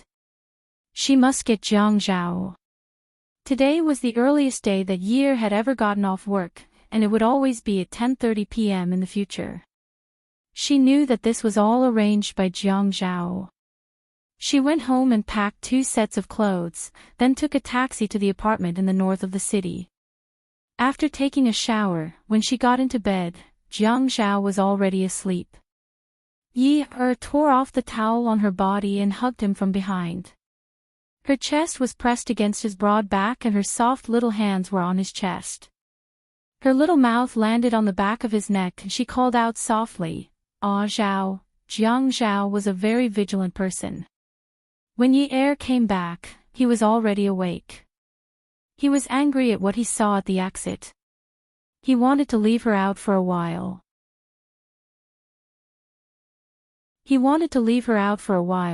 But he was worried that a girl of her age wouldn't have much self-control. If he didn't interfere, she would have slept with her ex-fiancé. His heart instinctively minded that kind of messy relationship, so he asked Zhuang Yichen to get someone to send the house key to her. Even so, he couldn't change his policy of leaving her out. In the end, she pressed herself against him naked. He still wanted more of her body, so how could he stand her teasing? What's going on with Min Zikai? He tried his best to suppress the rising lust in his body and pretended to be serious as he asked. He just came back from abroad and wants to get back together with me. But aren't I with you now? I already rejected him before you came. Ah, Zhao, what happened today was my fault. If I had more strength, I would definitely have been able to push him away. Yi Er reached out to turn on the bedside lamp. She hugged Jiang Zhao's neck and extended her slender arm in front of Jiang Zhao. She pouted and said pitifully, "Look, he's bruised my arm. When I was bathing just now, I was shocked. If I had gone along with him, I wouldn't have ended up in such a sorry state." Jiang Zhao frowned and turned over the woman's other arm to take a closer look. That's right, it was blue and purple. How much strength did he use? Fortunately, it was only on her arm. The mark on her chest was left by him. If he saw a fresh mark, he would really teach that stinky brat who didn't know the immensity of heaven and earth a lesson. It seemed that he had hit her quite hard in the past. But even if he could bully her, it didn't mean that others could. He then looked at the naked little bunny on the bed, pouting her lips, her eyes glistening with tears. His heart softened, and he hugged her in his arms, kissed her smooth forehead, and softly coaxed her, "Be good, don't be sad. I'll avenge you." Yi Er climbed up the pole and hugged Jiang Zhao again. Her little face looked like she was holding in a lot of grievances. She said angrily, "Do you still believe me?" The man dimmed the bedside lamp again. He moved his mouth closer to the woman's ear and said in a low and hoarse voice, "I really want to find a school for your little brother to go to once a month."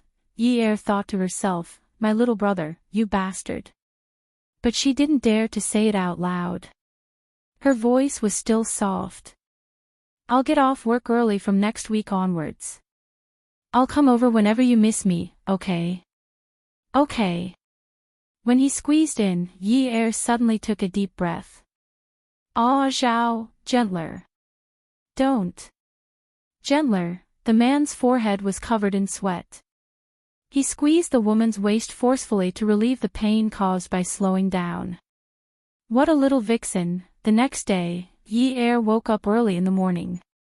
Jiang Zhao had just washed up and came out of the bathroom when he saw Yi Er putting on her bra. He walked behind her and buttoned it for her. "Why didn't you sleep in a little longer?" Yi Er turned around and put her hand on Jiang Zhao's shoulder. "I have to go to the media college early to look for the Xia Qian you mentioned. I have to pick up my brother in the afternoon." Jiang Zhao helped Yi Er adjust her shoulder straps. Leaning on the seductive bra, he forced himself to look away and looked at Yi Er's face. "If you manage to get a date with Xia Qian, you'll be able to get her sister, Qiu Xiaoya, on your side. Although Qiu Xiaoya isn't Xia Qian's biological sister, she's a sister you really dote on." Qiu Xiaoya. One of the top 10 beauties.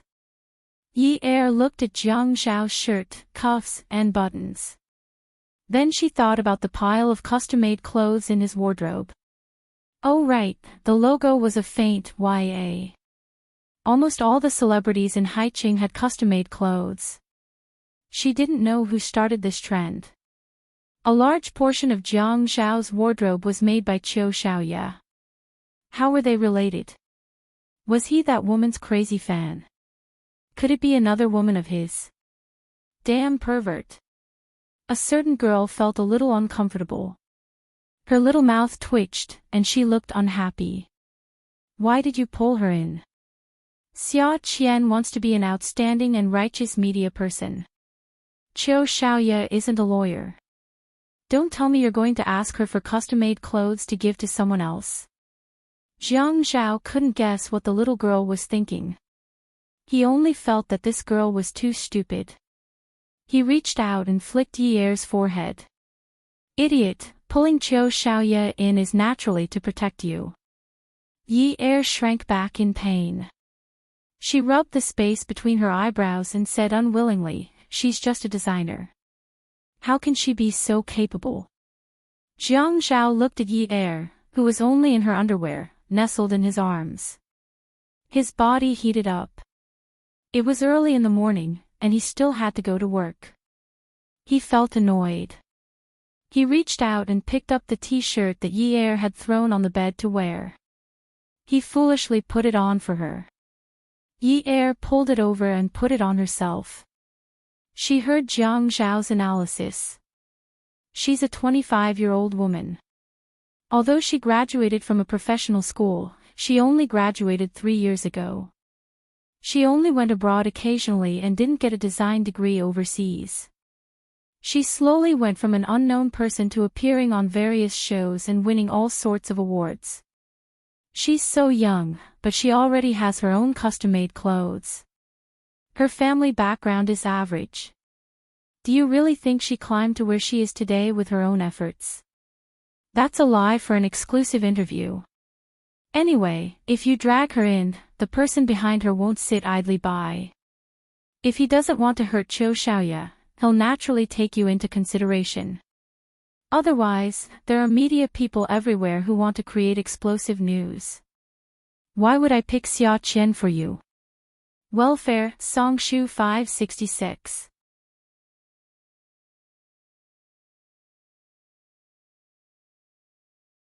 Chapter 479. Yi Er immediately dismissed the idea that Qiu Xiaoye was Jiang Zhao's woman. Although she knew that Jiang Zhao was right, she couldn't help but feel a little disappointed. Why couldn't the man behind her just sit back and do nothing? He was also in the same bed as her.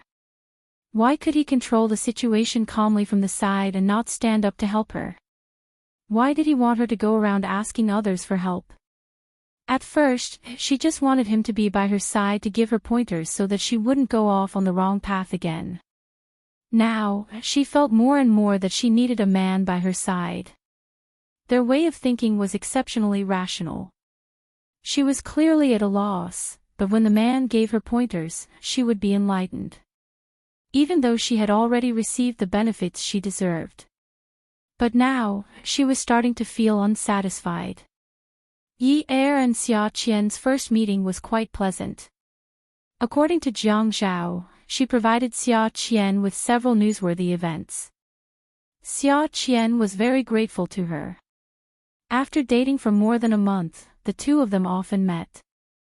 Xia Qian, with her pear flower permed hair, looked beautiful and pure, but she couldn't speak.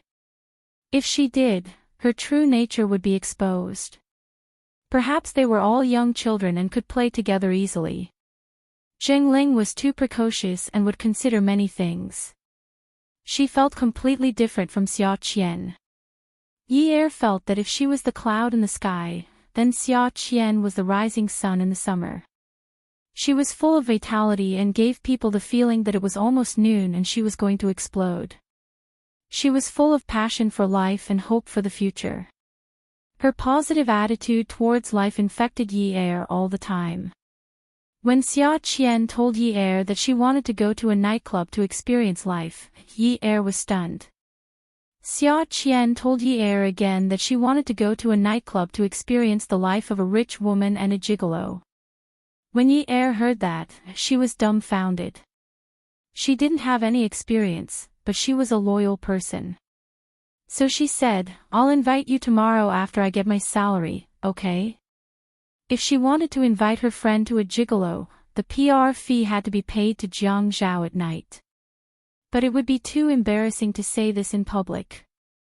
Xia Qian said confidently, "Why would I need you to treat me? My sister has a lot of money. She's definitely more familiar with those places than we are. I'll call her later and ask her to take us there." Yi Er finally knew that Jiang Zhao did not lie to her. Her younger sister wanted to experience being a male prostitute, and as her older sister, she readily agreed. This was not pampering, this was simply spoiling. At night, Yi Er officially asked for leave, but he didn't dare to go to Peerless Beauty. Most importantly, he was afraid that Jiang Zhao would find out that Peerless Beauty was his base. Night fell, and neon lights rose into the sky. When Yi Er saw the real-life version of Qiu Xiaoya, he suddenly felt that he and Xia Qian were too rural.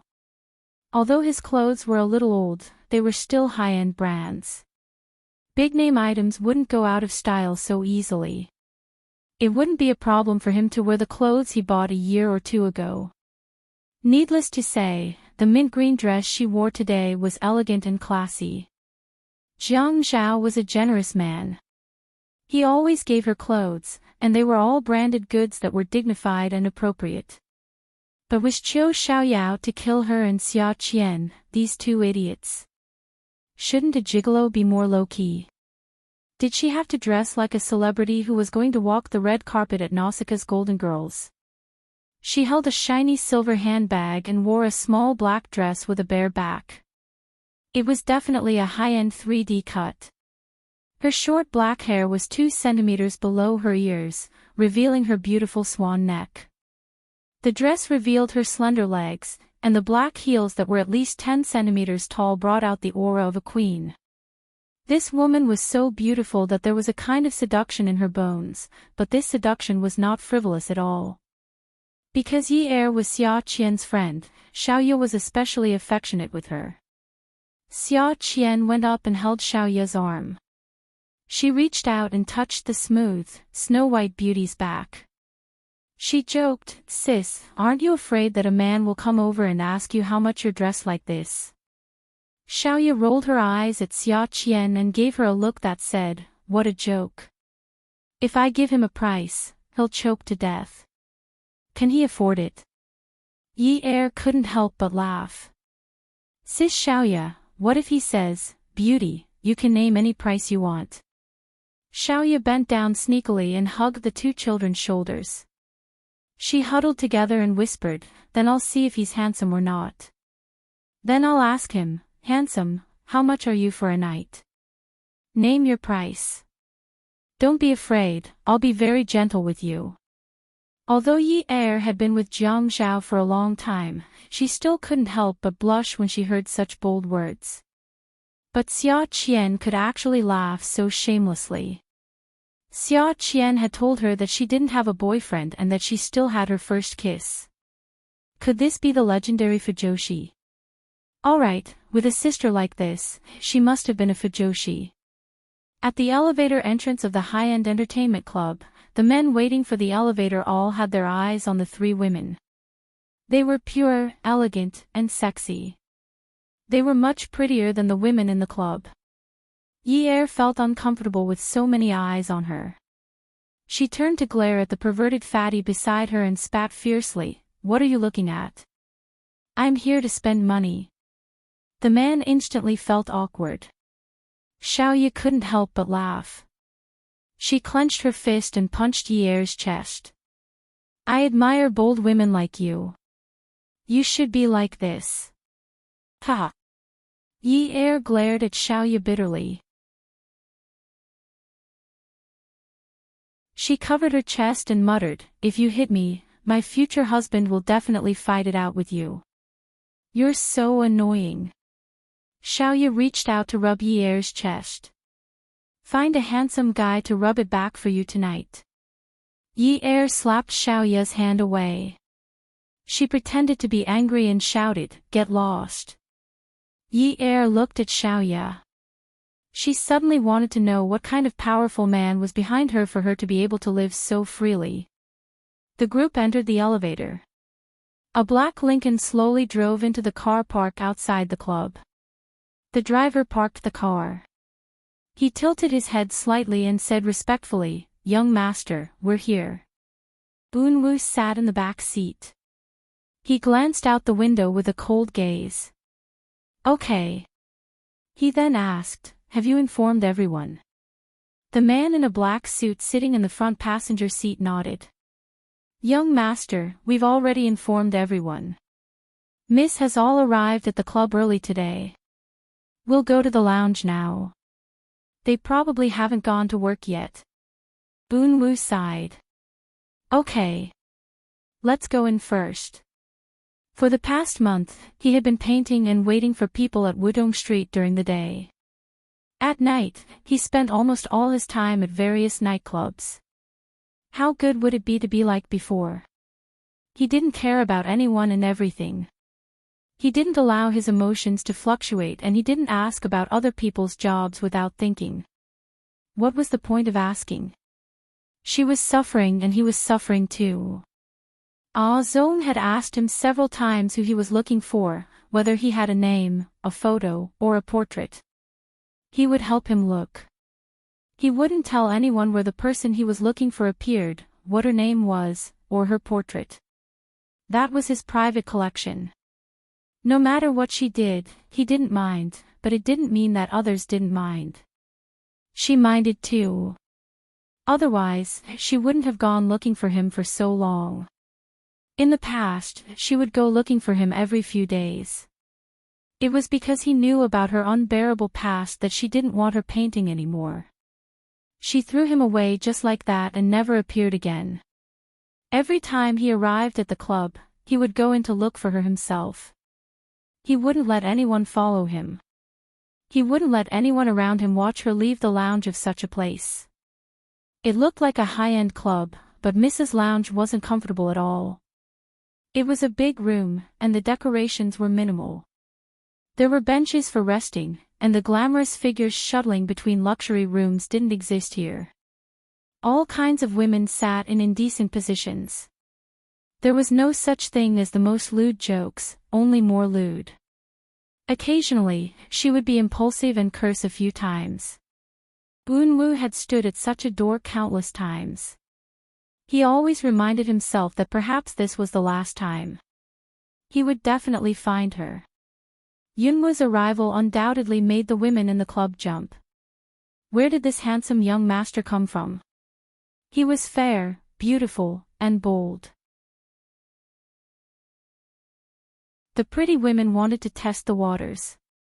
However, before their slender hands could touch the quiet and beautiful boy, they were stared back by his eyes. The women were shocked. They thought it was an illusion. How could it be? The boy who had been standing at the door and walking slowly between them seemed to have been possessed by a demon.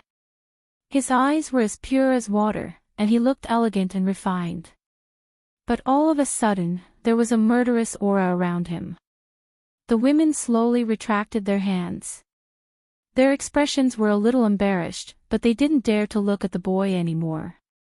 This was the first time Yi sat on the sofa like an empress. She crossed her legs and held a glass of wine to choose handsome men. Her father used to dote on her, but he would never let her come out to play like this. Later on, when she worked at the nightclub, she was only a waitress. The difference between them was like heaven and earth. But to be honest, although the men in front of her were good-looking and tall, she felt that something was missing. Compared to Jiang Zhao, they weren't handsome enough. They didn't have a strong presence. They didn't have an air of nobility. Not to mention their masculinity. In short, the difference was huge. Xia Qian sat between Yi and Xiaoya. Xiaoya said to Xia Qian, Qian, after this experience, what do you want to write about? Sis, I changed my mind last minute. I want to write a headline for tomorrow's news. What headline? Yi tilted her head and asked. Xia Qian snapped her fingers in front of Yi and glanced at Xiaoya. Top 10 beauty designer Qiu Xiaoya went to a nightclub to have fun. She got lost and didn't know how to return. Xiaoya was excited when she heard this. Her queenly demeanor was gone. She was only a little mischievous. Qian, did you bring a camera? If you want to make the headlines, take a beautiful picture of me. Wait until I find a handsome man. Yi looked up at the sky. Oh my God, why didn't she get to know these two beauties earlier? Then she wouldn't have to care so much about her reputation in the past. Jiang Zhao was driving when he received a call from Zhuang Yichen. He answered the car phone and Zhuang Yichen's voice echoed in the car. Brother Zhao, I didn't expect you to use such a method to trick me. Jiang Zhao rested his palms on the steering wheel and tapped his fingers on it. Yichen, this is also a requirement of the game of chess. Zhuang Yichen's voice sounded like he couldn't hide his laughter. Although I don't know how you found out about Qiu Xiaoya, there's something you might not know. Her relationship with me has expired. She's now with her first love, Kang Yun. I called to provoke you. Qiu Xiaoya is now leading her sister and Yunyi to Golden Dynasty to find male prostitutes. She's almost done drinking. Beauty novel, Xinwu 799.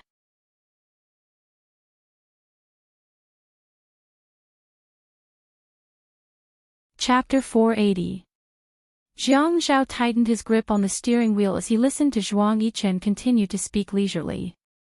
Qiu Xiaoya is careless and doesn't take anything seriously, especially money.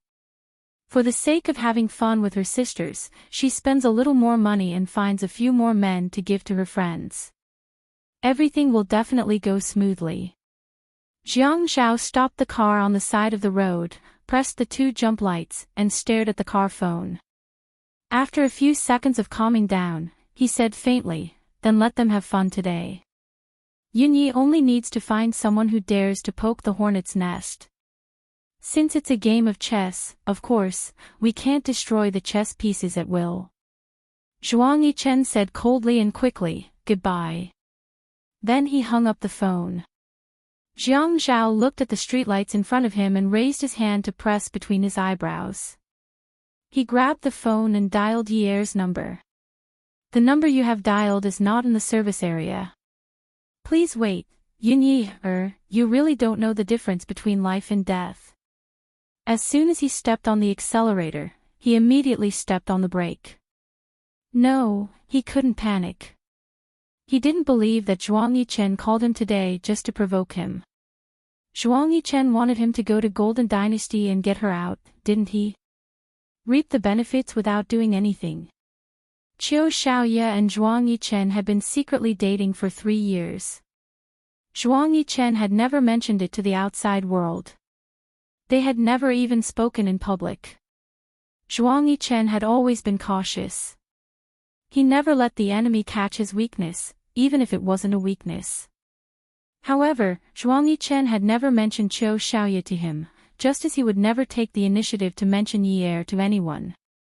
Although he and Zhuang Yichen were buddies, he had helped Zhuang Yichen a lot, and Zhuang Yichen had also helped him clear a lot of obstacles. It could be said that they treated each other with sincerity, but when it came to benefits, they were very clear about it. Neither of them was willing to leave an opening for the other. Their cooperation had always been mutually beneficial. Zhuang Yichen had always been ruthless and merciless. If he wanted to use Yun Hongwei's matter to topple the Zhuang family, he was afraid that Yi'er would be implicated. When the time came, he would not be able to bear the consequences. He could ignore the others, but he could not bear to do that to Yi'er. It was not easy to get hold of Qiu Xiaoya. Zhuang Yichen would think twice before making a move, and he could also protect Yi'er. However, today's blunder made him uneasy. Jiang Zhao could not get through to Yi'er's phone, and there was no news from Zhuang Yichen. He felt that he could not sit still any longer. He went to Peerless Beauty because no one knew that the boss behind the scenes was Zhuang Yichen. They also did not know that the deputy mayor and Zhuang Yichen were secretly in contact. The private room was directly connected to the garage, and it was very secretive of their relationship. But even at such a luxurious place, he had never ordered a woman to sit at the bar, including Zhuang Yichen. He was the boss of that place, and he had never ordered a woman to sit at the bar. Zhuang Yichen knew that Qiu Yilan had applied for leave today, and he thought that Qiu Yilan would go to Qingbei condominium earlier to accompany him. This damn woman. If she dared to fool around with other men behind his back, he would skin her alive. But Qiu Yilan was only 19 years old. How could she resist the temptation of the outside world? Qiu Yilan was still young, and she was curious about everything. She was F*king looking for trouble for him all day long. Jiang Zhao's handsome face was gloomy. He gritted his teeth and stepped on the accelerator again. Unwoo came out of Mrs. Lounge at Golden Dynasty. He could only feel disappointed again. He had also asked Mrs. Mother, but no one had started the audition yet. He had also received a notice last night that Miss did not have to pay the audition fee today. Today was the day when everyone was present. With both hands in his pockets, Unwoo sighed habitually. His bodyguard, Ah Zong, hurried over. "Young master, how is it?" Unwoo said calmly, "It's fine. How many entertainment venues have we not been to in Haiqing? In the past month, we have been to hotels, discos, slow bars, small bars, clubs, and nightclubs. There are about 4 or 5 of them. Do you want to take a look at the brothels in the suburbs?" Unwoo felt that his patience had been worn down bit by bit over the past month. If he continued to wear it down, it would be completely broken. He lowered his head, closed his eyes, and raised his hand to rub his temples. After visiting these 4 or 5 places, we will go to the suburbs." Ah Zong said worriedly, "Young master, if old master sends people to look for us, it will be much faster. Do you want to?" Unwoo immediately interrupted. His temper was still as good as before. "Ah Zong, you just need to be responsible for my safety according to Grandpa's instructions. You don't have to report anything else to him. Go back. Grandpa will ask about our whereabouts again in a while." Yi Er felt that she was not even as good as Xia Qian. The handsome man taught Xia Qian how to play dice step by step. They were very open about punishment. Xiaoye was even bolder. She sat on the handsome man's lap and the two of them drank wine.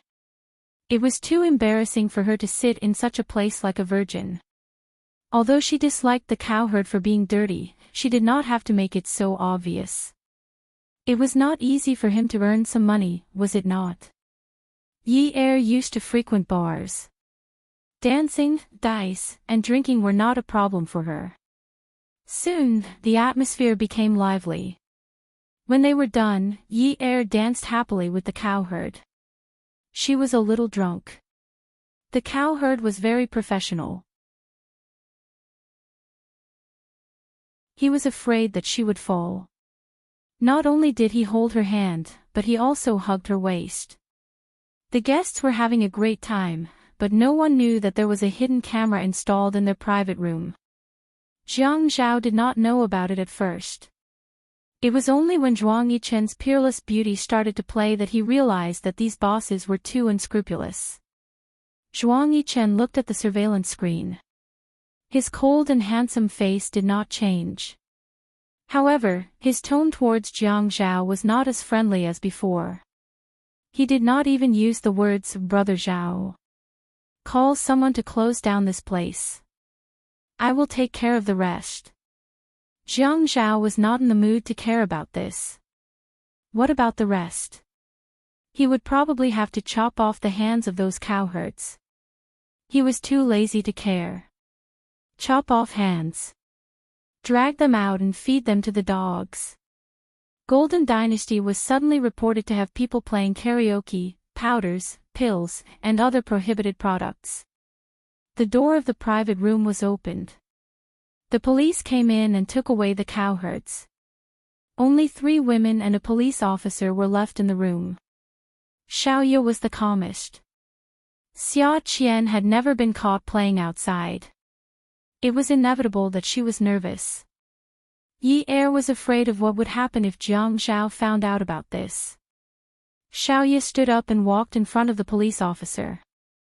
She saluted him playfully and said in a soft voice, "Uncle Police, do you want us to go with you? If not, we will leave first. Is that okay?" When Yi Er saw that Xiaoye had taken the lead, she gave Xia Qian a look. The 2 girls also walked in front of the police officer. Bang! They stamped their feet and saluted him. They said in unison, "Hello, Uncle Police. The police officer was obviously trained. It was useless to act coquettishly. You can't leave. After that, no matter how Yi Er and the girls served tea, the police officer did not even look at them. He simply went outside and locked them inside. After at least an hour, it seemed that the police had left. There was no movement outside. The three of them were just about to leave when the door opened again. The person leading the way was Jiang Zhao. The person who came in a little later was Zhuang Yichen. Both men did not look happy. Yi Er thought to herself, oh no. Does Jiang Zhao have a washboard in his house? But when Jiang Zhao came in, he did not walk towards her. Instead, he walked towards Xiaoya. He stood still and said coldly, Miss Chiu is considered a big sister here. Shouldn't you be a good role model for the kids? Are you trying to learn bad things from your sister? Xiaoya bowed to Jiang Zhao and stood up straight. She smoothed her short hair and said with a smile, thank you, Mayor, for your advice. In front of Yi Er was Zhuang Yichen's tall figure. He looked at her coldly and said, you are so young and you already know how to be bad. I wonder what you will become when you grow up. Yi Er sighed. Why was this man at odds with her? If he did not want to kill her, he would scold her. She straightened her back and raised her chin proudly. I have already grown up. I am 19 years old. The luckiest one was Xia Qian. No one cared about her. Yi Er felt strange. Why did Jiang Zhao not scold Sister Xiaoya? Even if he wanted to scold her, he should be scolding the main culprit, Xia Qian. Why did Zhuang Yichen and Jiang Zhao not know their priorities? Yi Er avoided everyone's gaze. When she got into Jiang Zhao's car, her beautiful eyes were smiling as she called out sweetly, Ah Zhao. Jiang Zhao started the car and warned himself not to do anything rash outside. Yun Yi, you are very bold now. No, Xia Qian insisted on experiencing life. Jiang Zhao had a faint smile on his face, but there was no trace of a smile in his eyes. Shirk responsibility. You are getting better. Yi Er looked at Jiang Zhao and became even more afraid. It's really not that. I am not lying to you. Didn't you ask me to find a way to get to know Sister Xiaoya? I went with them for the sake of PR. Jiang Zhao suddenly turned the steering wheel and pulled the car to the side. He stepped on the brake so hard that Yi Er almost hit her forehead. Jiang Zhao's voice became louder. I asked you to get to know Xiaoya. Did I ask you to learn how to be a gigolo? Yi Er could not care less. She buried herself in Jiang Zhao's arms and refused to come out. Okay.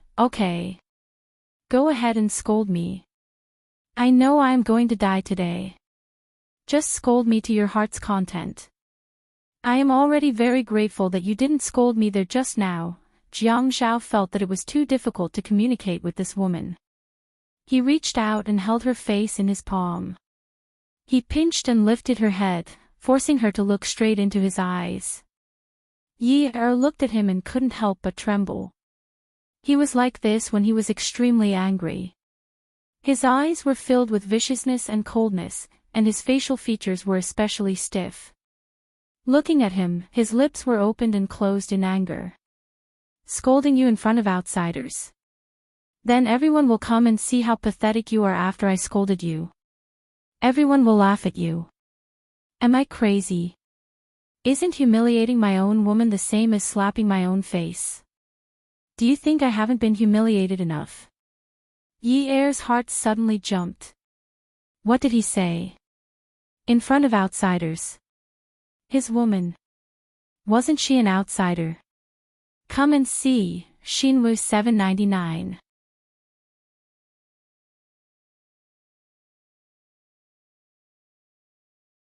Chapter 481. She lowered her chin and her lips landed on his palm. She kissed him gently, her soft tongue licking his cleavage. Then she held his hand and placed it on her face. She said softly, "Ah, Zhao, I really didn't do it on purpose.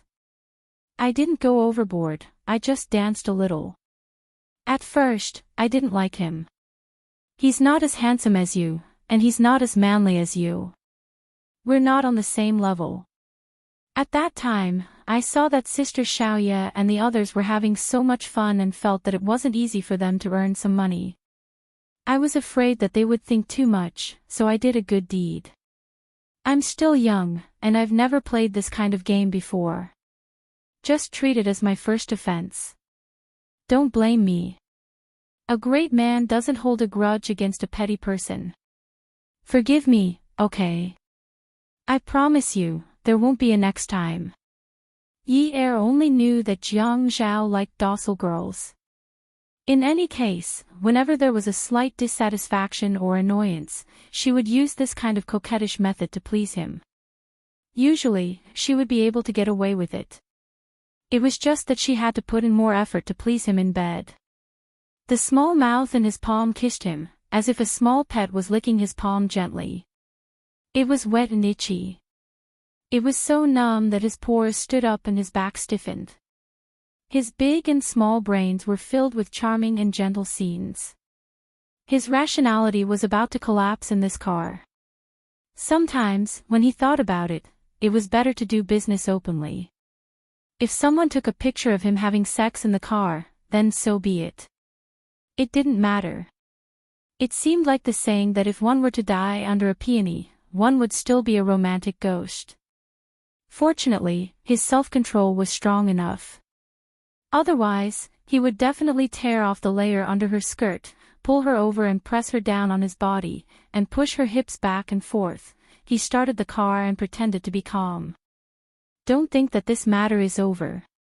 I know, it doesn't count. When we get back, you can punish me however you want tonight, okay? You're the one who said it."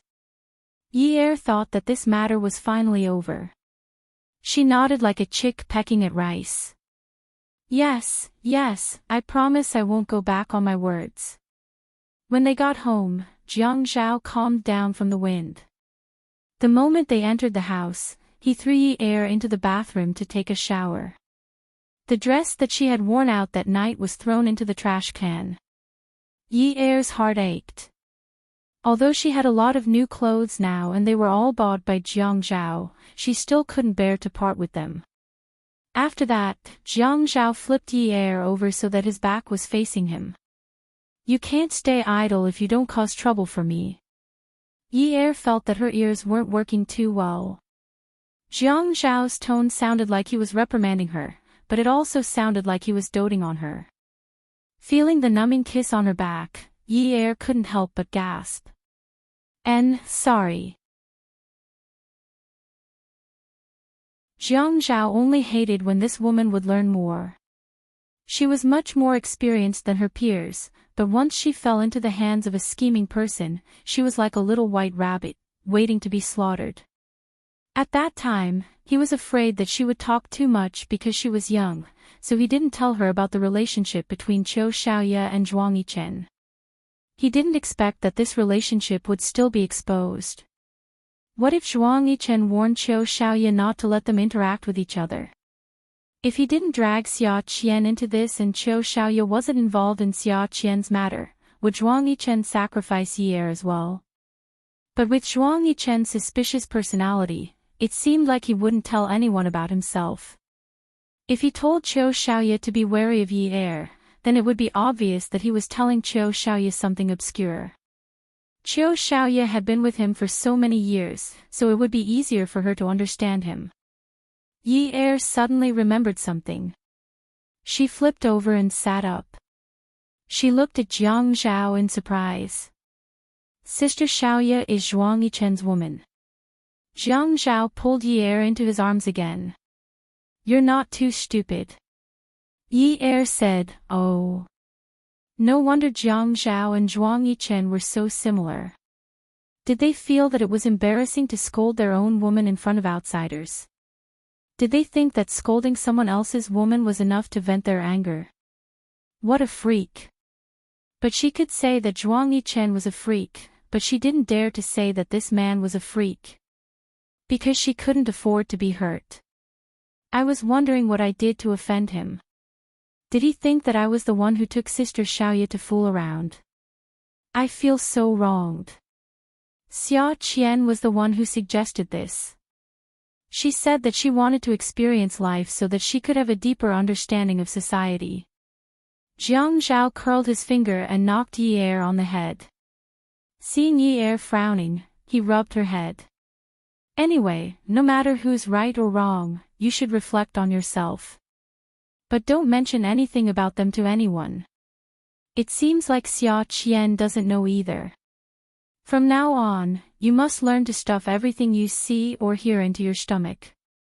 Otherwise, Zhuang Yichen might find a chance to kill you in the future since he didn't kill you last time. Yi Er hurriedly covered her mouth and pretended to be frightened as she burrowed into Jiang Zhao's arms.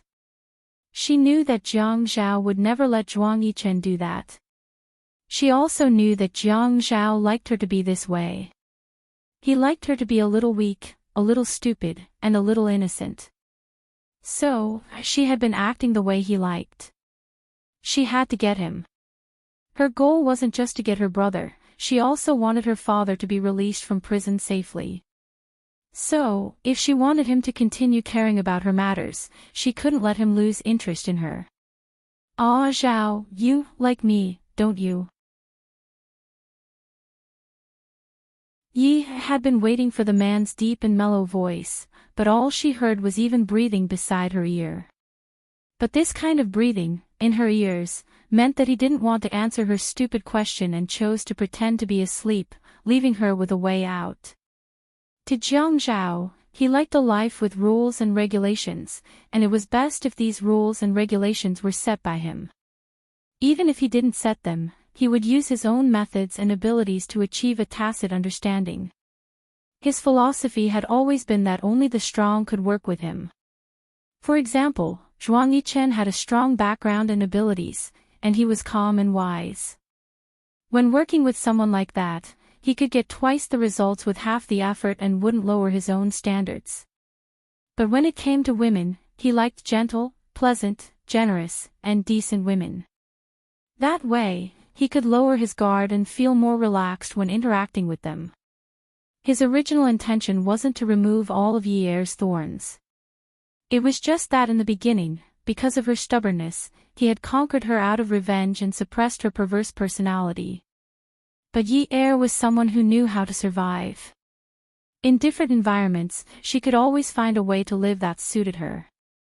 Jiang Zhao felt that Yi Er was very sensible. Sometimes, this kind of precociousness made people feel bad. He always wondered if he should treat her a little better. She was still so young, but she followed him like this. Yi Er was woken up in the middle of the night by the tossing and turning. Her instincts told her that Jiang Zhao was awake again and was definitely going to do something big with her. In her days, she just habitually catered to him. Her two legs wrapped around his waist, and with her eyes closed, she hooked her arms around his neck. Then, she raised her head to find his mouth to kiss. Slap. Her butt was slapped so hard that even Zhou Gong was scared away. She opened her eyes wide and looked at Jiang Zhaojing who was lying on top of her. What was going on? He didn't strip her naked like before. Instead, he wore a shirt around her neck. Little fox, I say, you haven't reached the age of a wolf yet. Why are you so thirsty? Jiang Zhao lifted Yi Er's arm and stuffed it into his sleeve. He smiled mischievously. Little fox, do you want it again? Yi Er was stunned. Just as she was about to speak, her other arm was stuffed into her other sleeve. He pulled her shirt down and said, Why are you so addicted now? How did you spend Friday to Sunday? Yi Er buried her face in the blanket. She was so ashamed that she thought Jiang Zhao wasn't satisfied when he helped her put on her clothes. What are you talking about? I thought you were. Jiang Zhao pulled Yi Er out. What about me? It's not that I want to criticize you, Yun Yi, but you're really the best when you're sleeping. It's fine if it's summer, but the weather is getting colder now. Don't you feel cold with your hands outside every day? Yi-er thought for a moment. Sometimes I dream that it's snowing and it's a little cold.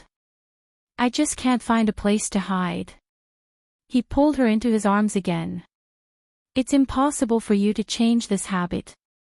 Remember to wear long sleeves when you sleep at night. I got someone to buy you a few. You can bring 2 back this week. Why are you so good to me? I've said it before. I can't mistreat you when you're with me. There are many things that I can't think of that you can mention to me. Anything is fine.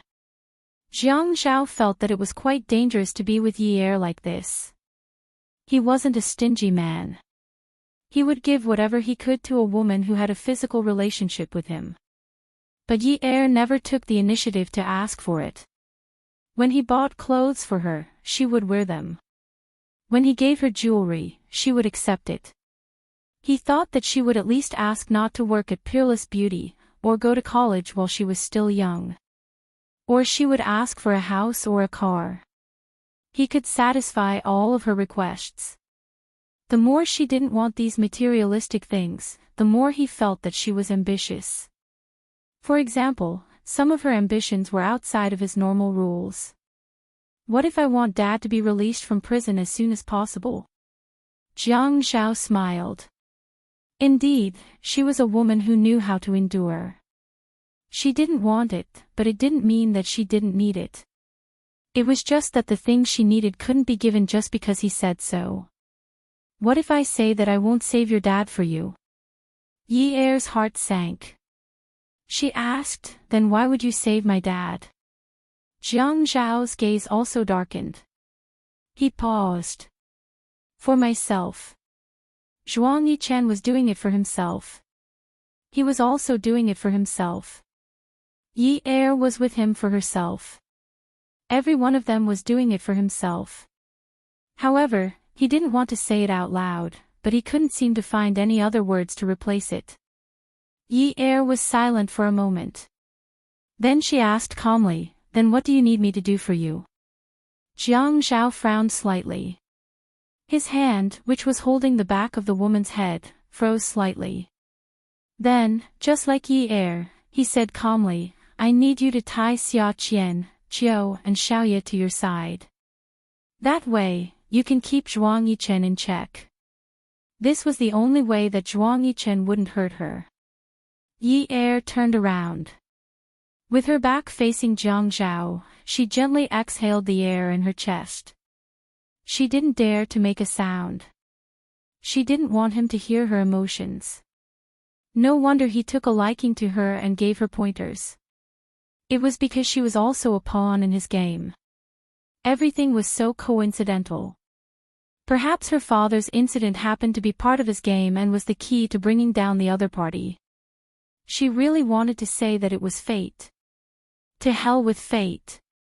No wonder he wanted to get to know Xia Qian and Xiaoye.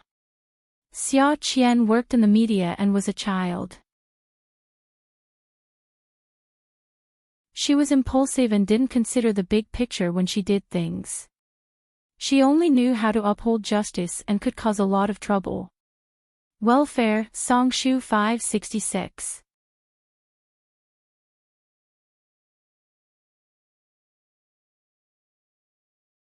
Chapter 482. If Qiu Xiaoye was wrapped in it, Zhuang Yichen would protect her because Qiu Xiaoye spoiled her sister. He, Jiang Zhao, would be able to treat everyone as cannon fodder and fight in the vanguard. He would be able to sit back and reap the benefits of the battle. Zhuang Yichen's weakness was Qiu Xiaoye, so he had her under his control. Yi-er cursed Jiang Zhao in her heart. One day, he would meet his nemesis. She would let him have a taste of being a cannon fodder. She never thought that Jiang Zhao was a kind person. Therefore, it was reasonable for him to play politics. What's more, he was born in the political field.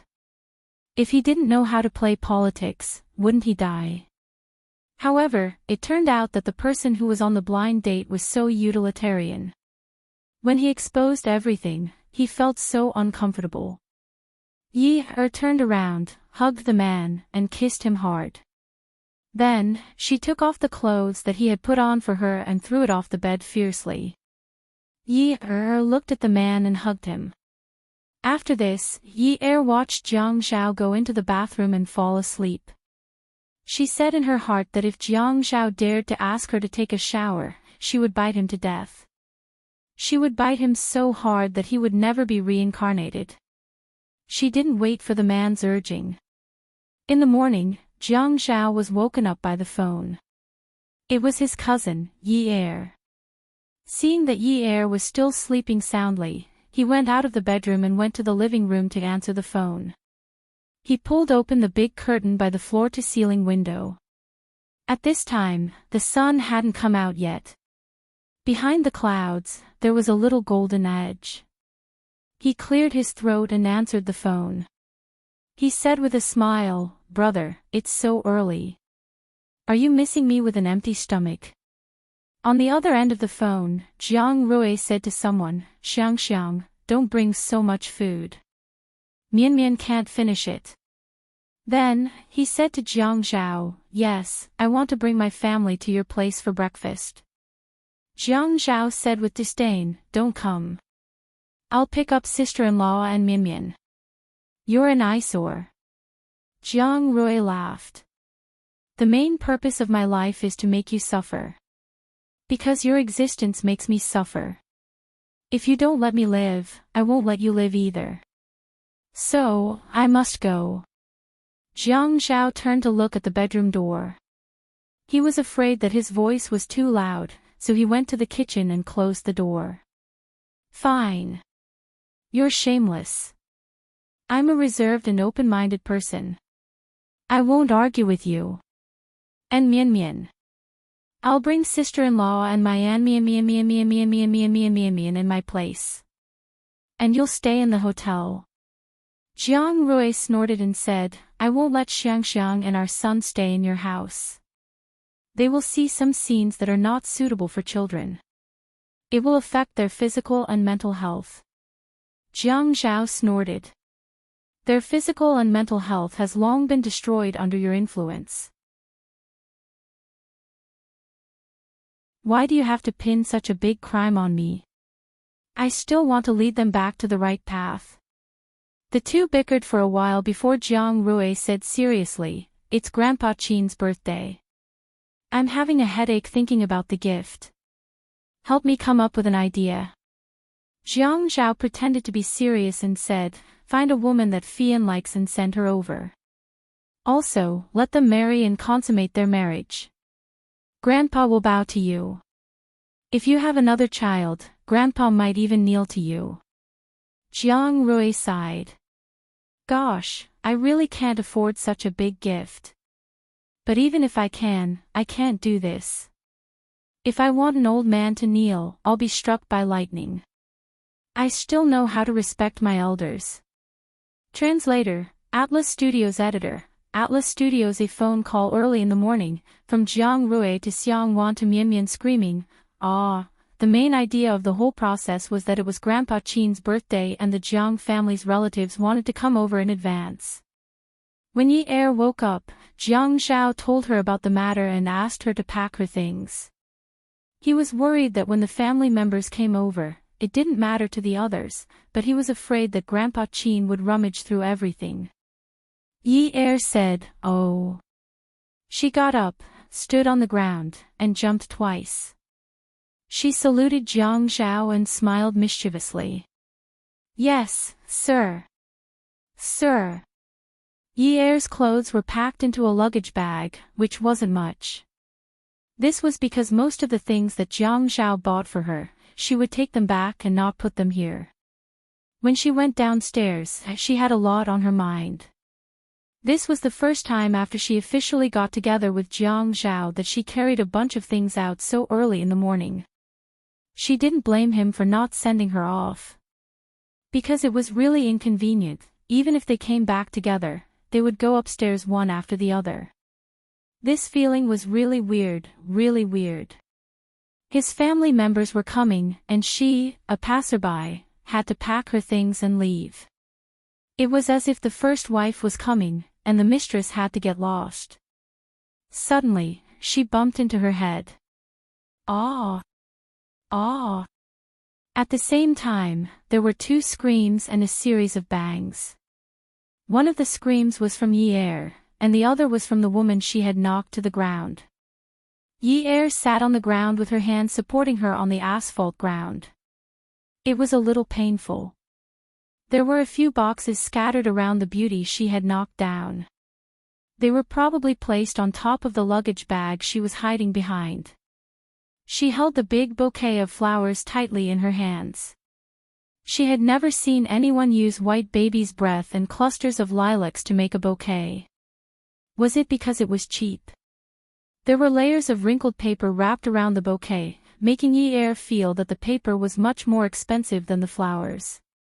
Yi looked at her scraped knee and frowned. She felt that she had been careless and bumped into someone.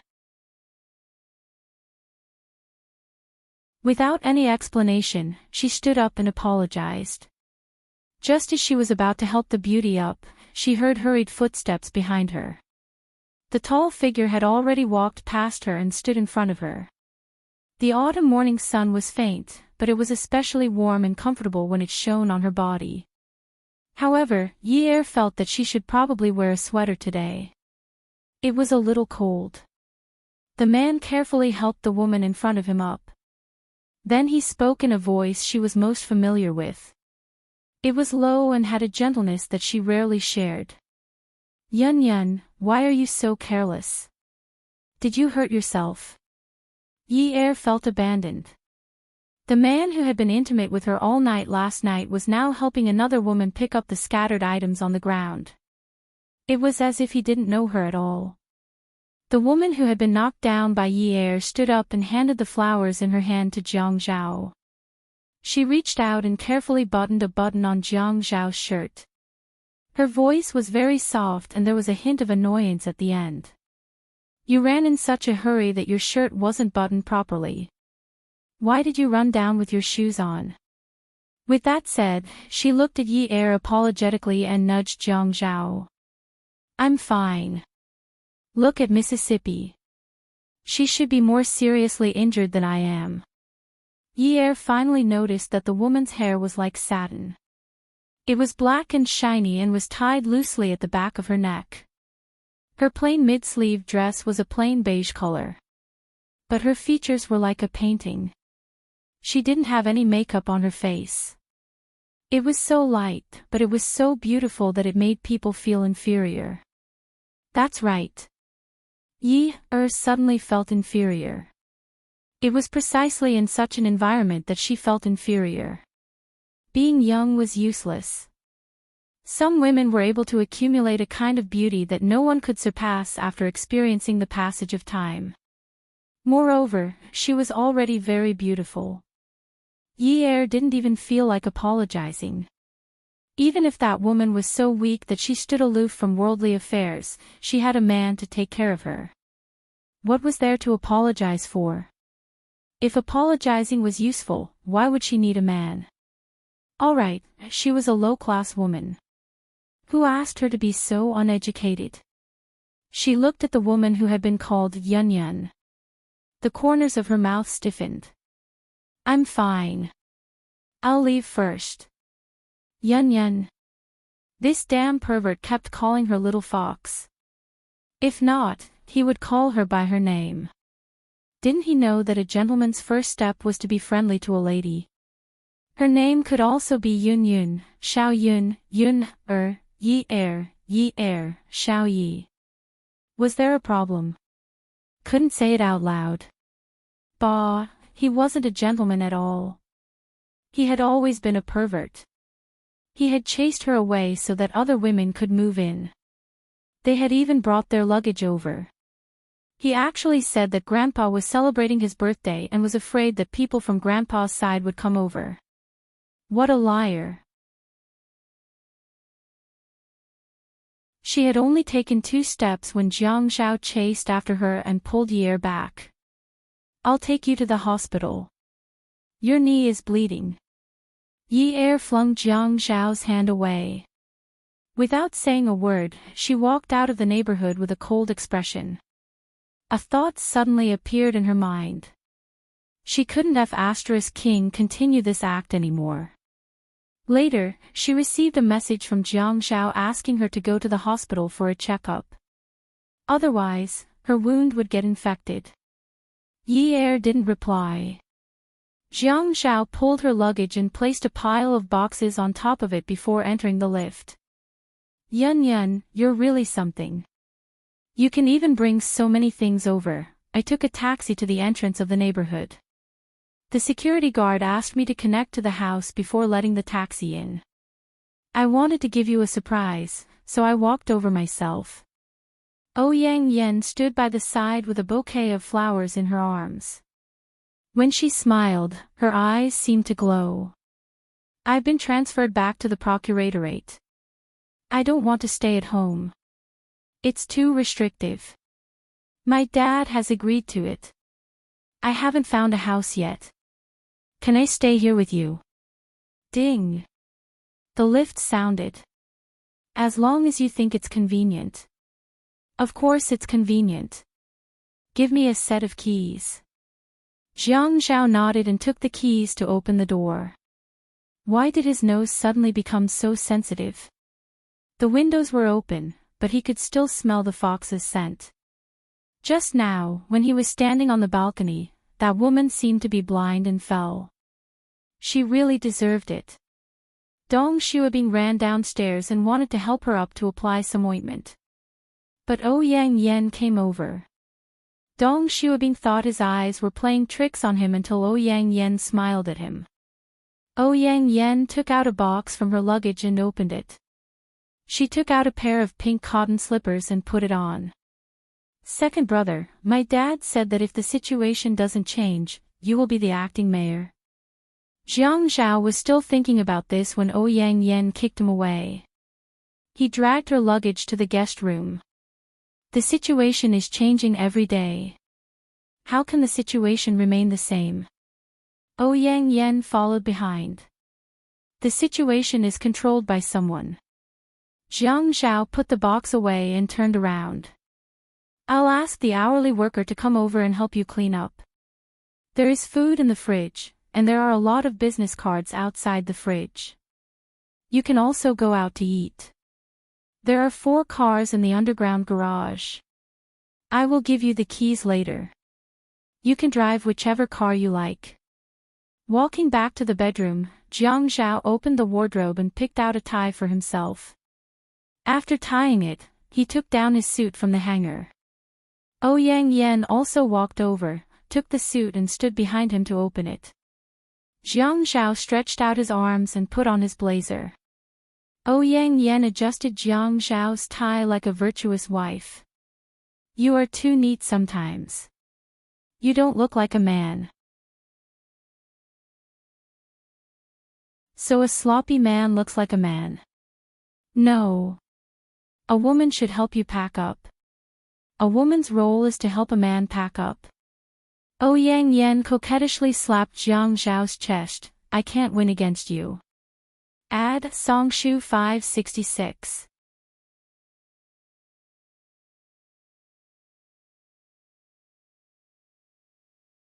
Chapter 483. Seeing that Jiang Zhao was about to leave, Yang Yen stopped him.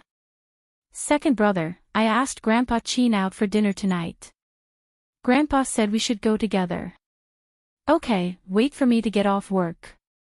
There was a saying in Haiqing, rich in the south, rich in the north, chaotic in the west, poor in the east. As the city's construction increased, this disparity seemed to decrease. However, the rich still gathered in the south. This was where the first group of rich people settled down and bought their properties. Every inch of land was worth its weight in gold. 2 years ago, an old man named Shi Jintian moved into Haiqing. He built the Shi family's main house in the south. In this area, He built a house with mountains and lakes, showing off his family's wealth. When Enyu returned to the Shi residence, Shi Jintian was sitting on the sofa, watching the news. His face was flush red, and his physique was sturdier than an ordinary old man. As long as he stood up, he would exude a heroic spirit that resembled a hero and a bandit. "Grandpa." Eunwoo greeted old man Shi as usual. "Eunwoo, are you happy today?" Old man Shi saw Eunwoo and quickly turned off the TV and walked over. "I'm fine. Did you encounter something that made you unhappy recently? Grandpa always sees you in a bad mood." "Grandpa, you're thinking too much. I'm always like this." "Master." Little Master's studio, Audiobooks. The 40-year-old housekeeper, Sister Hua, shouted from upstairs. Before she could finish, Eunwoo ran up the stairs. Shi Jintian panicked and chased after him. Even though he was in his 60s, his footsteps were strong and strong. There was an intimidating aura about him that swept past the servants in his wake. A crisp slap sounded from upstairs. "Pia." Then there was the sound of someone kneeling on the floor. Gui's voice was heard. "Little Master, I just wanted to help you clean," and you bent down and grabbed the neck of the 30-year-old servant, Gui. His eyes were bloodshot, and it was as if a blood-eyed leopard had suddenly jumped out of the gentle boy's eyes. "What did you see? Who allowed you to enter my studio? Who allowed you to touch my things? Are you tired of living?" "Young master, I didn't do it on purpose. I just opened the door and didn't go in." Sister Hua was scared out of her wits. When she wanted to stop the fight, she was pushed by Eunwoo. Her whole body fell to the corridor, and the hair at the back of her head fell out. Shi Jintian stood behind Eunwoo. He furrowed his brows and said in a voice as loud as a bell, "In the future, you will only clean Eunwoo's room if he asks you to. Otherwise, if you anger him again, don't blame me for being ruthless." "Master, young master, I won't do it again. I won't do it again."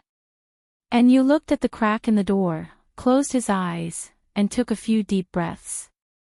After a while, he said calmly, "Gui, you go down." Gui scrambled away when he heard that. Shi Jintian quickly went up to Eunwoo and asked anxiously, "Eunwoo, are you feeling unwell?" "No, I've made Grandpa worry. I'll try my best to control myself next time." Shi Jintian stroked Eunwoo's chest. "You lost your temper because the servants provoked you. Relax." Eunwoo nodded and walked to Sister Hua. He helped her up and tidied her hair. "Aunt Hua, I'm sorry for what happened. I didn't do it on purpose. I couldn't control myself." Although Sister Hua was pushed to the ground, she looked at Eunwoo and didn't complain. Her eyes were full of heartache. "Young master, it's Aunt Hua's fault. I almost let someone touch your things and made you angry." Eunwoo slowly wiped the tears off Sister Hua's face and said softly, "Rest early tonight. I'll ask the kitchen to make some sweet soup for you. I'm afraid that you'll be in a bad mood. Eating something sweet will make you happier." No need, no need." After comforting Sister Hua and Shi Jintian, Eunwoo entered the studio and turned on the lights. The bright room was filled with the smell of oil paint. He walked to the window and covered the drawing board with a white cloth. He raised his hand and pulled it open. On the 4 drawing boards, the women were wearing different clothes and had different hairstyles. But no matter how their expressions changed, they were still the same person. He turned sideways and pulled open the white cloth next to him. On the 2 drawing boards were the graceful figures of the young women. They had seductive curves, but their eyes didn't have the slightest intention of flirting. Eunwoo looked at the drawing in front of him. His eyes were as clear as water and slowly filled with warmth. But there wasn't the slightest trace of lust in them. At that time, he framed the drawing and made a copy of this drawing. He wanted to make a copy at that time, but he didn't look at the original drawing at all. He drew one based on his memory. It turned out that when he was thinking of someone, his memory could be so complete. Even the curve of her curly eyelashes when he drew could be engraved in his mind. Yun Yi. If only he had known her name earlier. Then, he wouldn't have had to think about her becoming an artist at Wudong Street. All he had to do was look up at the sky. The sky was filled with her. Weren't white clouds clouds clouds clouds? They had known each other for more than a year. It had been more than a year, and she had abandoned him just like that. It was just because he asked something that he shouldn't have. He pulled open the curtains and looked at the bright moon outside the window. When he touched his heart, he realized that this was the feeling of heartache. It was a feeling that tugged at his heart. Xia Qian called Yi Er and asked her to have dinner together. She said that her sister liked her a lot and wanted to ask if she was interested in being a design assistant. She could be an assistant while studying. When she graduated, she would introduce her to a designer job. Yi Er felt that this was like a pie falling from the sky. It was too good of a thing. The location of the date was Shushui Jiangnan. However, enemies were bound to meet on a narrow road. When she saw Jiang Zhao's back view, she pretended to be indifferent. Who cares? However, when she saw old Master Qin Fian, and that Yun Yun from today enter the private room, Yi Er couldn't remain calm. What was going on? Meet the parents. He actually chased her away and brought a woman to meet the parents. Xiaoya crossed her arms and tilted her head to the right. She reached out to tuck her hair behind her ear and nudged Yi Er. You know them. Yi Er wrinkled her nose and harumphed at Xiaoya. I'm not that old-fashioned, okay? Everyone in Sea City knows that I'm a phoenix that has its feathers plucked. Yes, yes, yes. Who doesn't know Miss from Yun University? What I meant was, are you familiar with them? Xiaoya had also heard about Yi Er from Xia Qian. Although she knew that the Yun family's matter was troublesome, Zhuang Yichen didn't say anything. He only said, stay away from Yun Yi. What? Why should she listen to him? They had agreed that they wouldn't have anything to do with each other. As long as her body didn't betray him, it was fine. Besides, she wasn't his woman anymore. She didn't want him to meddle in her affairs. She wouldn't listen to him. I'm not familiar with them. Yi Er turned and entered the private room. Xia Qian sat at the head of the table and picked up the menu to order. Xiaoya walked over and slapped Xia Qian on the shoulder. Go away. You can't sit here if you don't have money. Xia Qian snatched the bag from Xiaoya's shoulder and held it in her hand. She shamelessly said, it's my treat. You can sit here. Yi Er sat to the side and covered his face. He thumped his chest and stamped his feet. Oh my God, I really don't want to tell outsiders that I know the two of you. Especially Qiao and Xiaoya. He let go of his hand and looked at Xia Qian. Qian, you're in the media. Why don't you film a documentary about Sister Xiaoya's life?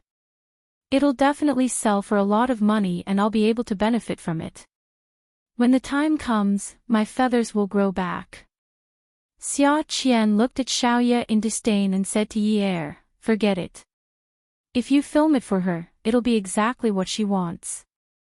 She's always thinking of using unorthodox methods to promote herself. She turned and poked Xiaoya's forehead. Wicked. The order of society is destroyed by people like you. Xiaoya stood up and said fiercely, you impudent thing. Be careful or I'll beat you to death. Yi Er was increasingly not in the mood to watch the two of them fooling around. He was only thinking about what the people in the other private room were talking about and what they were planning. This woman was so intimate with him in the morning. Her eyes were full of love and affection. In order not to make that woman angry, he actually ignored her. In the future, that Yun Yun would be living in the Qingbei apartment. What would she do? Jiang Zhao was getting married. What would she do? Would he still care about her? But he was already married. Even if he cared about her, she couldn't do that kind of thing. Yi Er didn't know what was going on. Whenever he saw a family meeting a woman, he instinctively felt that they were discussing marriage. This feeling made him panic. So what if they were purging people underground? It wasn't that shameful. To put it bluntly, so what if he had a girlfriend now? Everyone had a chance to fight and choose before marriage. But to be the third party in someone else's marriage was really shameful. That was the bottom line of morality. Even if she had to beg others to help her, she didn't want to fall to that level. But why? Although she was using him, he was also using her. He was using her father in prison. Because of her father's injustice, he used this to defeat his opponent. Wasn't that right? He admitted it himself. Originally, they were using each other, but he still slept with her again and again. She didn't care for giving clothes and buying jewelry. Anyway, it wasn't rare. But he was worried that she wouldn't sleep well and catch a cold. He even bought her long-sleeved pajamas and put them on for her personally. Wasn't this good for her? Why was this man so annoying? He just wanted to give her some benefits, and she was happy to let him sleep with her. She had been with him for so long, and now he was asking her to find a new backer. Now that he had played enough, he wanted to just pat her butt and call it a day. Why? She had been watching his face for so long. Suddenly, a woman flew in from another planet and kicked her away just like that. She didn't get any benefits at all. Humph. She wouldn't let him play her like that. Even if he wanted to get married, that person could only be her. She would never be the third party outside of marriage. Tuesday happened to be the 15th day of the lunar calendar. It was autumn and the sun was shining. Because old Master Qin's birthday was coming soon, the Jiang family had already come to High City from Jiangzhou. They invited everyone to burn incense at the Panlong Temple to show their sincerity. The Panlong Temple was in a scenic area. A group of people walked slowly and looked at the intoxicating orange, red and yellow scenery. Such a spectacular group attracted countless people's attention. Not to mention that there were more than 30 people, the handsome men and beautiful women among them made the tourists feel like they were filming an idol drama. Taking a closer look, there were many big shots familiar to the people of High City. Qin Rongfang, the old master of the Qin family, Jiang Liqing, the commander of the southern military region, Qin Rongfang's daughter, Qin Zhen, the boss of Jinzi Investment, Jiang Zhao, the deputy mayor, and Qin Fian, the heir of the Qin family. There were also big shots in Jiangzhou that the people of High City were not familiar with. The old master of the Jiang family, the former commander of the southern military region, and his grandson, Jiang Rui, the eldest son of Jiangzhou. Jiang Rui was wearing a casual shirt and casual pants, holding his son Jiang Mian, who was less than 1 year old. The tall, handsome, and rich dad was particularly eye-catching. The woman next to him clapped her hands towards her son and reached out. Mian, Mian, can mommy carry you? Let daddy rest. Add. Hongcha 866.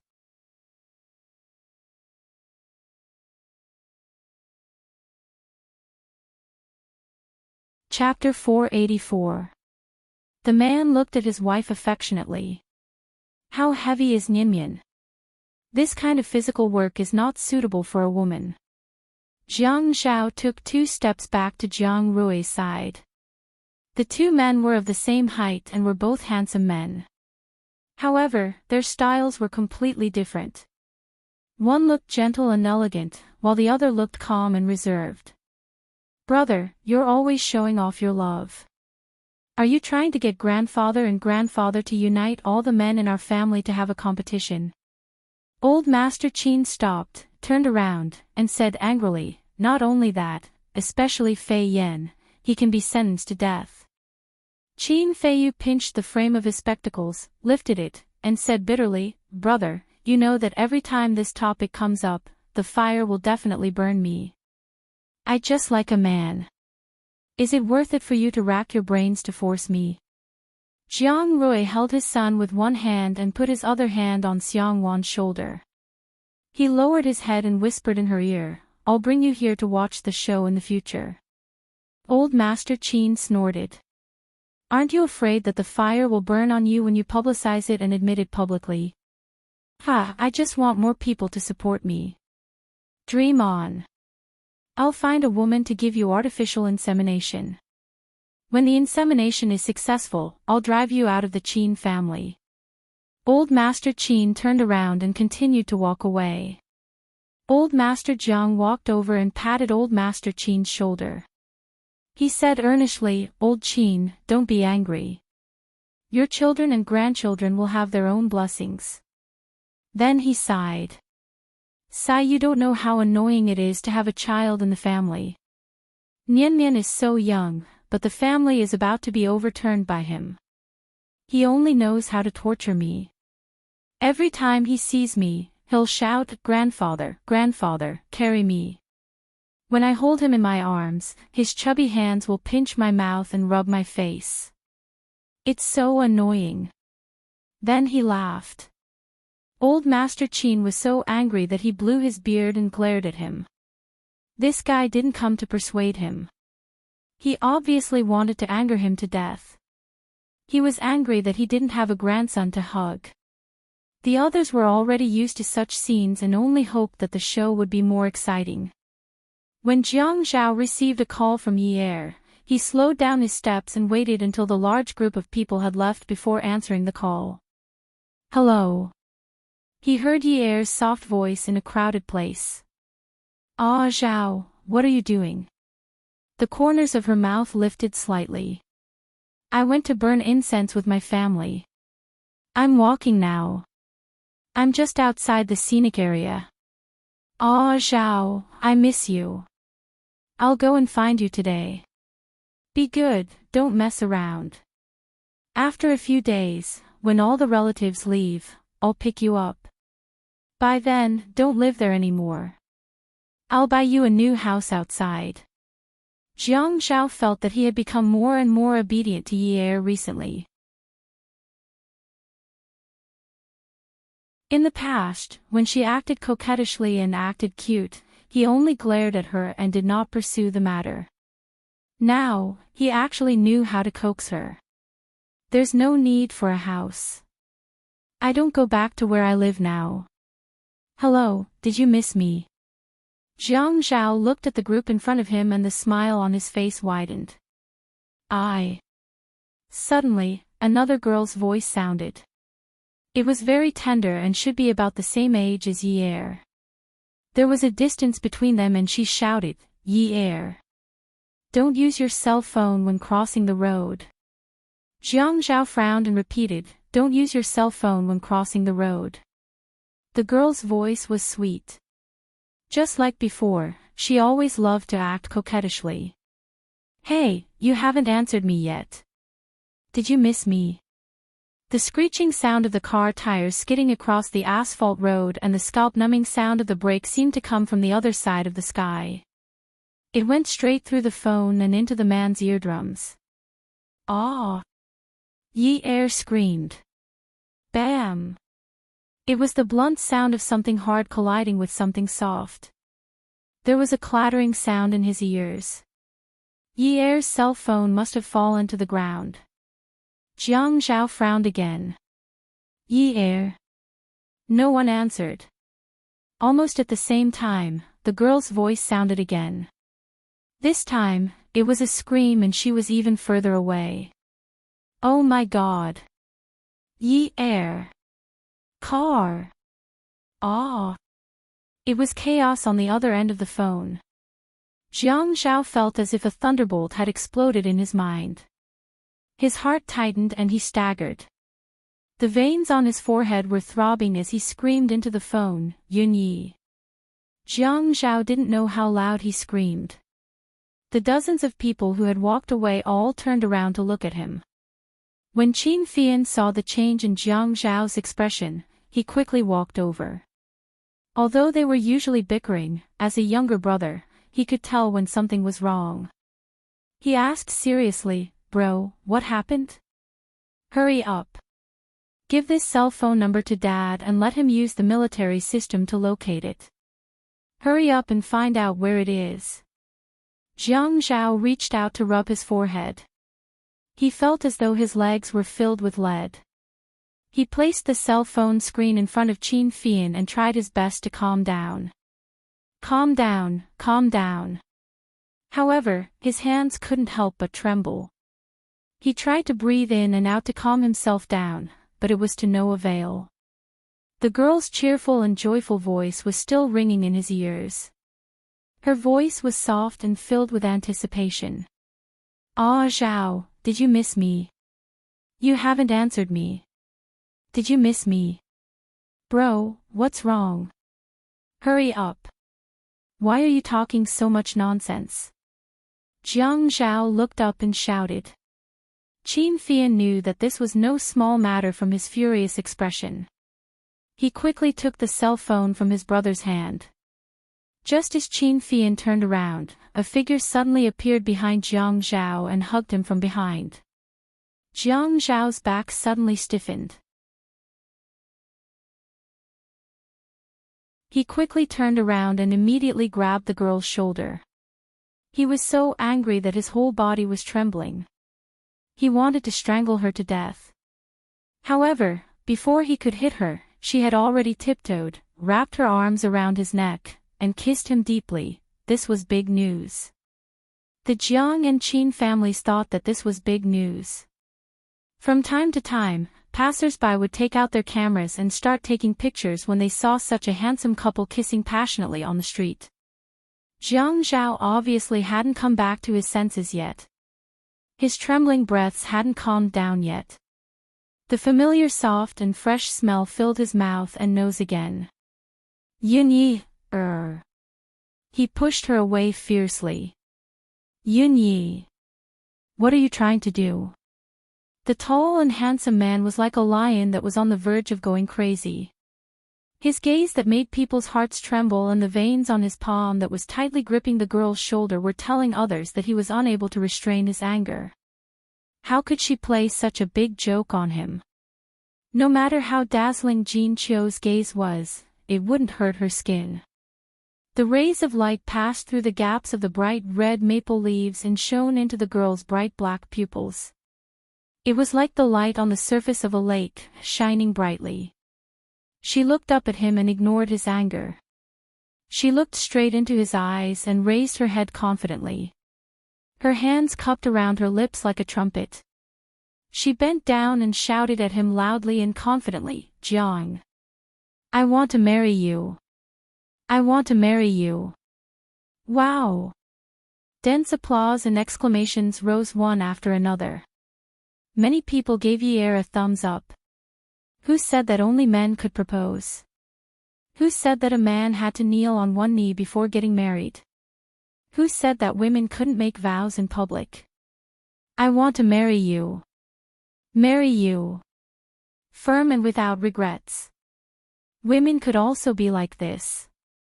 The young people had started to cheer and shouted in unison, "Be together.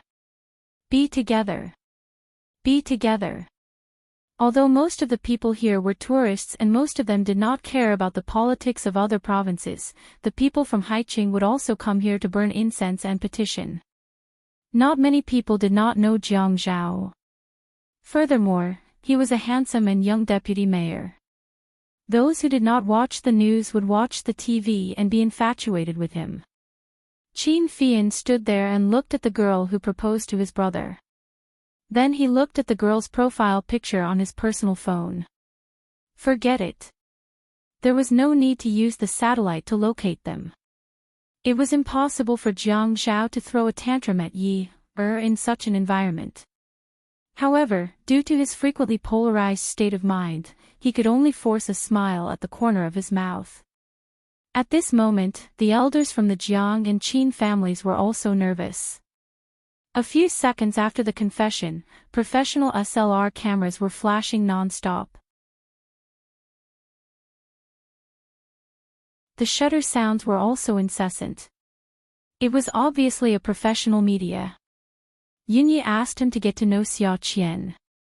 She did not do her own thing and set him up first. This was a fact that could no longer be covered up. Unless, when Jiang Zhao's father, Jiang Liqing, walked over quickly, he pulled Yi Er to the side and said to the crowd calmly and gently, "I'm sorry to disturb everyone. I didn't expect my fiancé to give me such a surprise here." Jiang Liqing had always had a fiery personality. When he heard Jiang Zhao's words to the media, he stopped in his tracks. He did not even have a chance to explain. Qin Rongfang's expression was already stormy. Old Master Jiang didn't know much about the rich people in High City, and he wouldn't casually ask Jiang Zhao about the details of politics. Moreover, he had never seen Yunyi before. But when he saw his old friend's expression, he knew that things were not good. "What's going on? Old Qin. This girl is not suitable for Zhao Zhao. You have been against it, haven't you?" He looked at his uncle Jiang Liqing and then looked at his grandfather. But he said to Qin Rongfang, "Grandpa of the Qin family also likes to do this kind of thing." Although Jiang Zhao was the son of his uncle Jiang Liqing and the brothers had been fighting since childhood, they had a good relationship. He did not want his younger brother to follow in his footsteps. Elder Jiang looked embarrassed. He looked at Qin Rongfang and advised, "Adults can't interfere with the children's affairs. You know my eldest brother's affairs. Let me tell you, Zhao Zhao's surname is Jiang. Don't go too far." Jiang Rui stopped talking. Qin Rongfang said angrily, "So what if he's surnamed Jiang?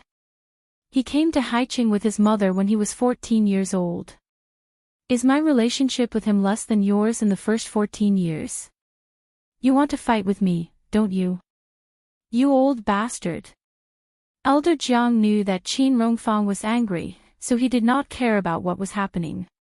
He snorted, "Seeing that you are not dead yet, I am embarrassed to die first." Ouyang Yan, who was standing in the crowd, could no longer differentiate between north and south. What was going on? Fiancé? When did he have a fiancé? Did she transfer back to work just to see him marry someone else? Yi Er only knew that she had to take the risk. Especially when she saw that Yun Yun was so close to Jiang Zhao's grandfather along the way, she could not let those irreversible things happen. Attention, Songshu 566.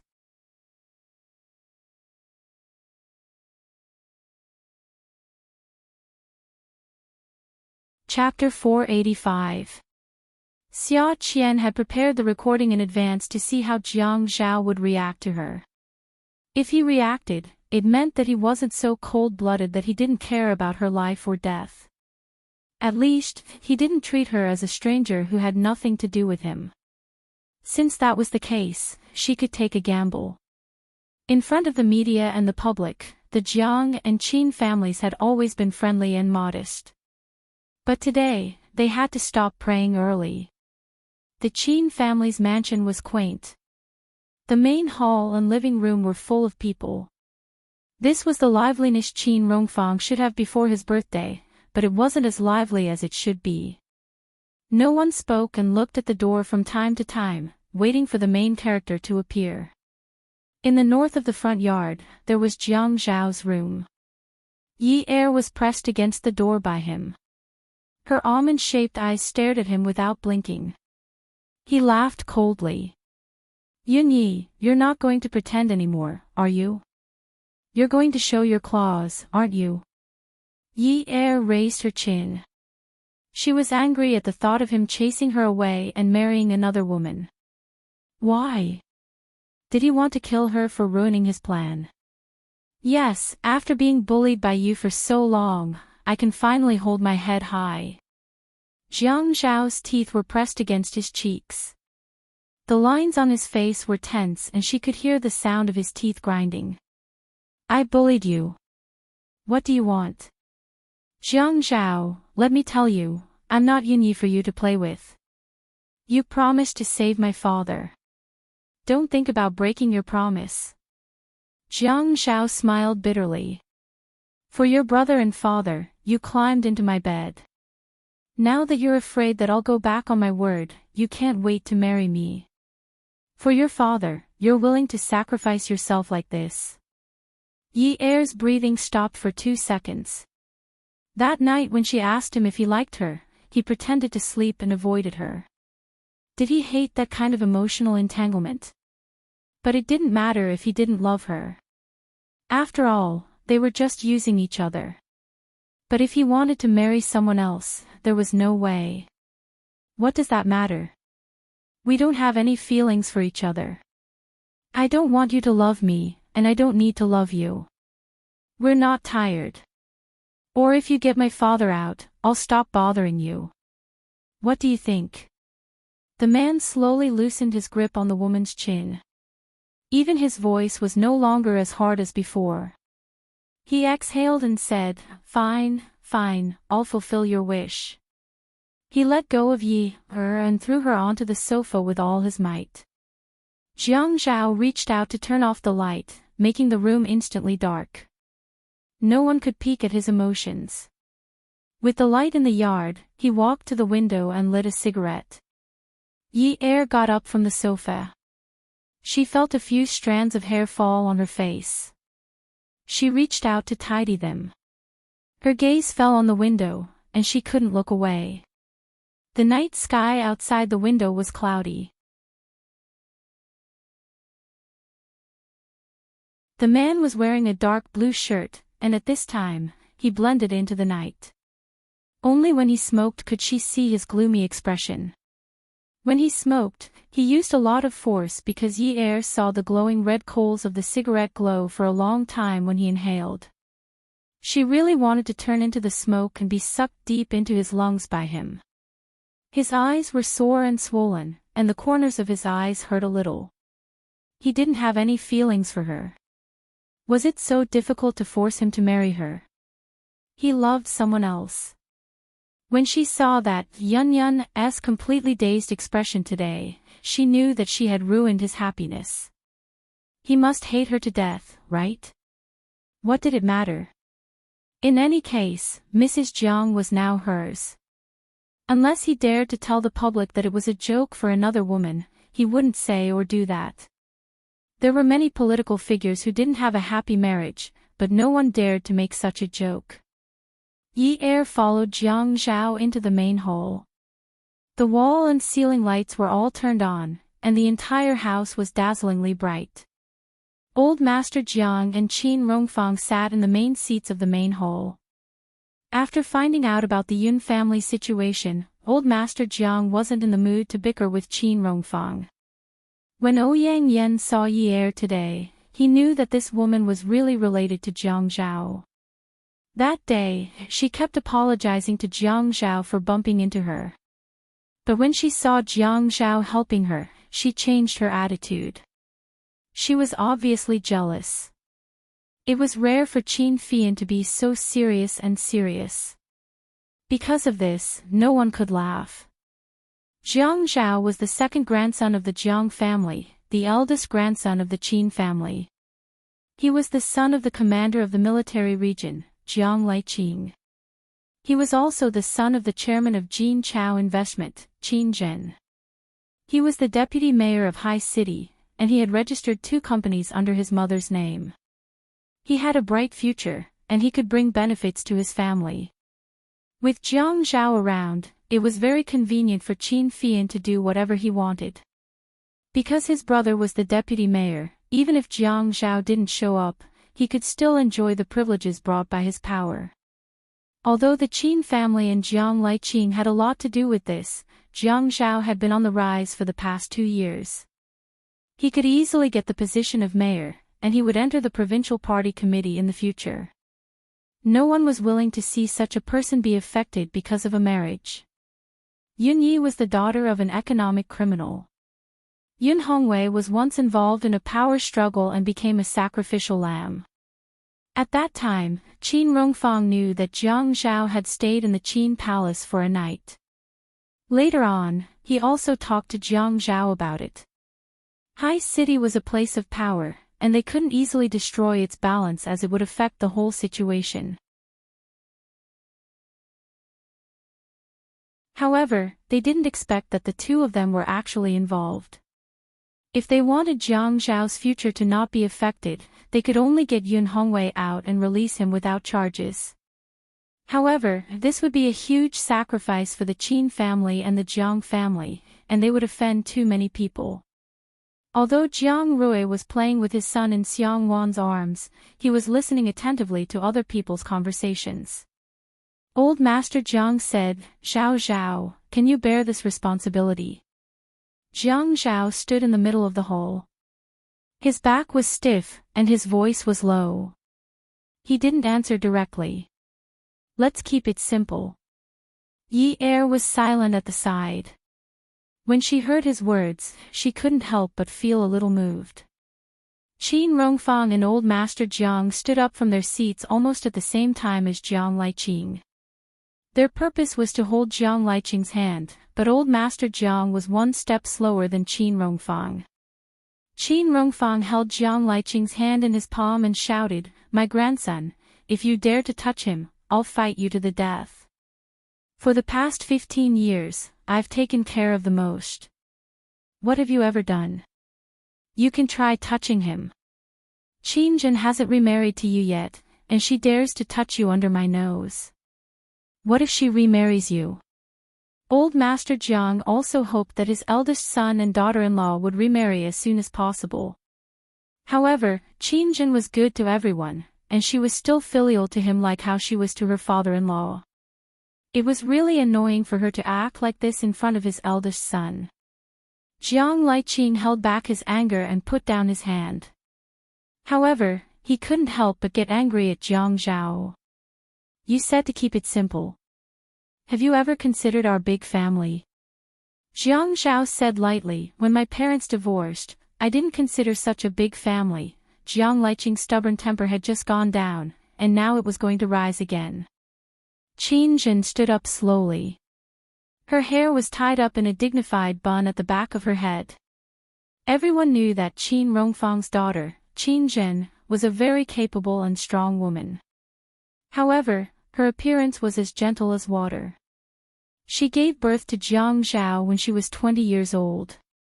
Although she was almost 50 years old, her charm was as if she was in her 30s. Qin Jin glanced at Jiang Liqing and said lightly, "In my opinion, if you like her, just marry her. Otherwise, you'll be like some people who marry someone you don't like and regret it for the rest of your life. After you get married, you get drunk and throw tantrums every day." Jiang Liqing was wearing a military uniform. When he saw that his ex-wife had spoken, he immediately lowered his voice. "Qin Jin, as long as I oppose it, you support it. As long as I support it, you oppose it. However, the matter of the child is a big matter. You can't go against me so easily."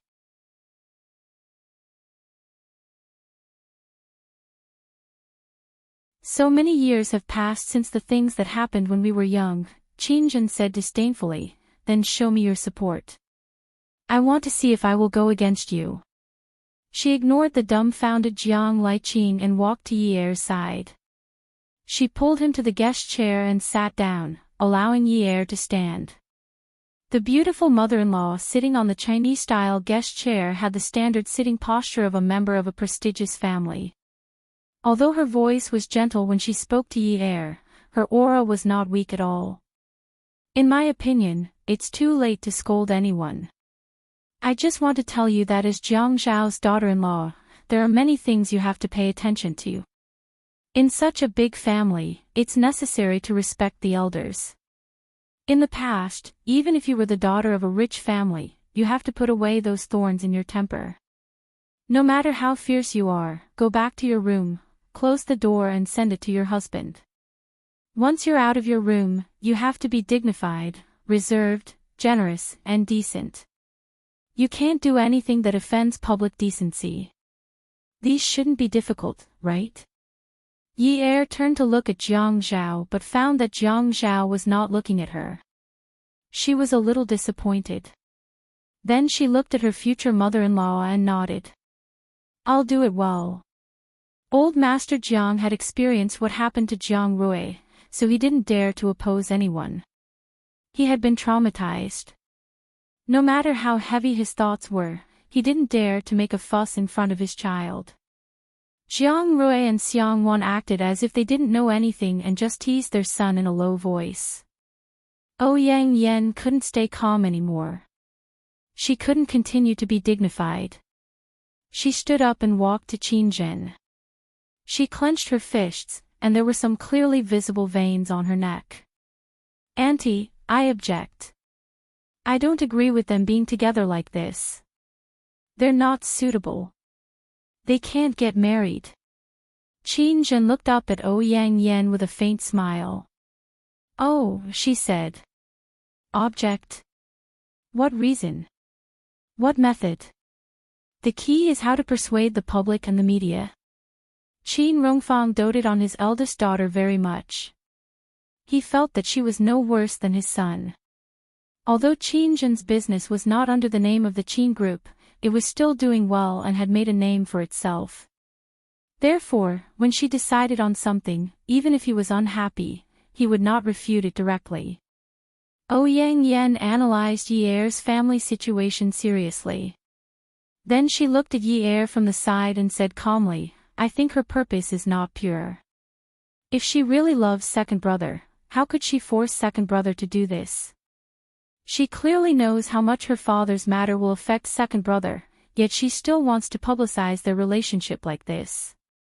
It's obvious that she wants to use the Qin family's power to offend the officials in order to save her father. Jiang Zhao didn't speak.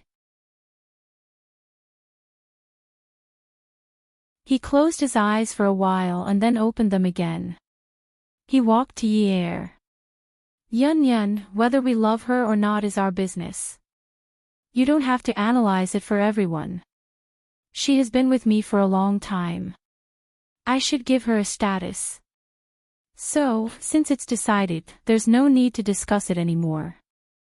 Jiang Rui stood up and walked over to pat Jiang Zhao's shoulder. We haven't seen each other for a long time. Shall we go for a drink later? He looked at Qin Fian and smiled. Fian, together. Qin Fian nodded and said, of course. Jiang Zhao looked at Yi Er and said to Jiang Rui, okay, I'll send Yi Er back first. Yi heaved a sigh of relief. After Jiang Zhao left with Yi Er, Yang Yan bit her lips and went to hold Qin Rongfang's arm. She said sadly, Grandpa Qin, how can second brother like her? They won't be happy. You love second brother the most. How can you let him compromise like this? Grandpa Qin, your objection must be useful. Beauty novel, Xinwu 799.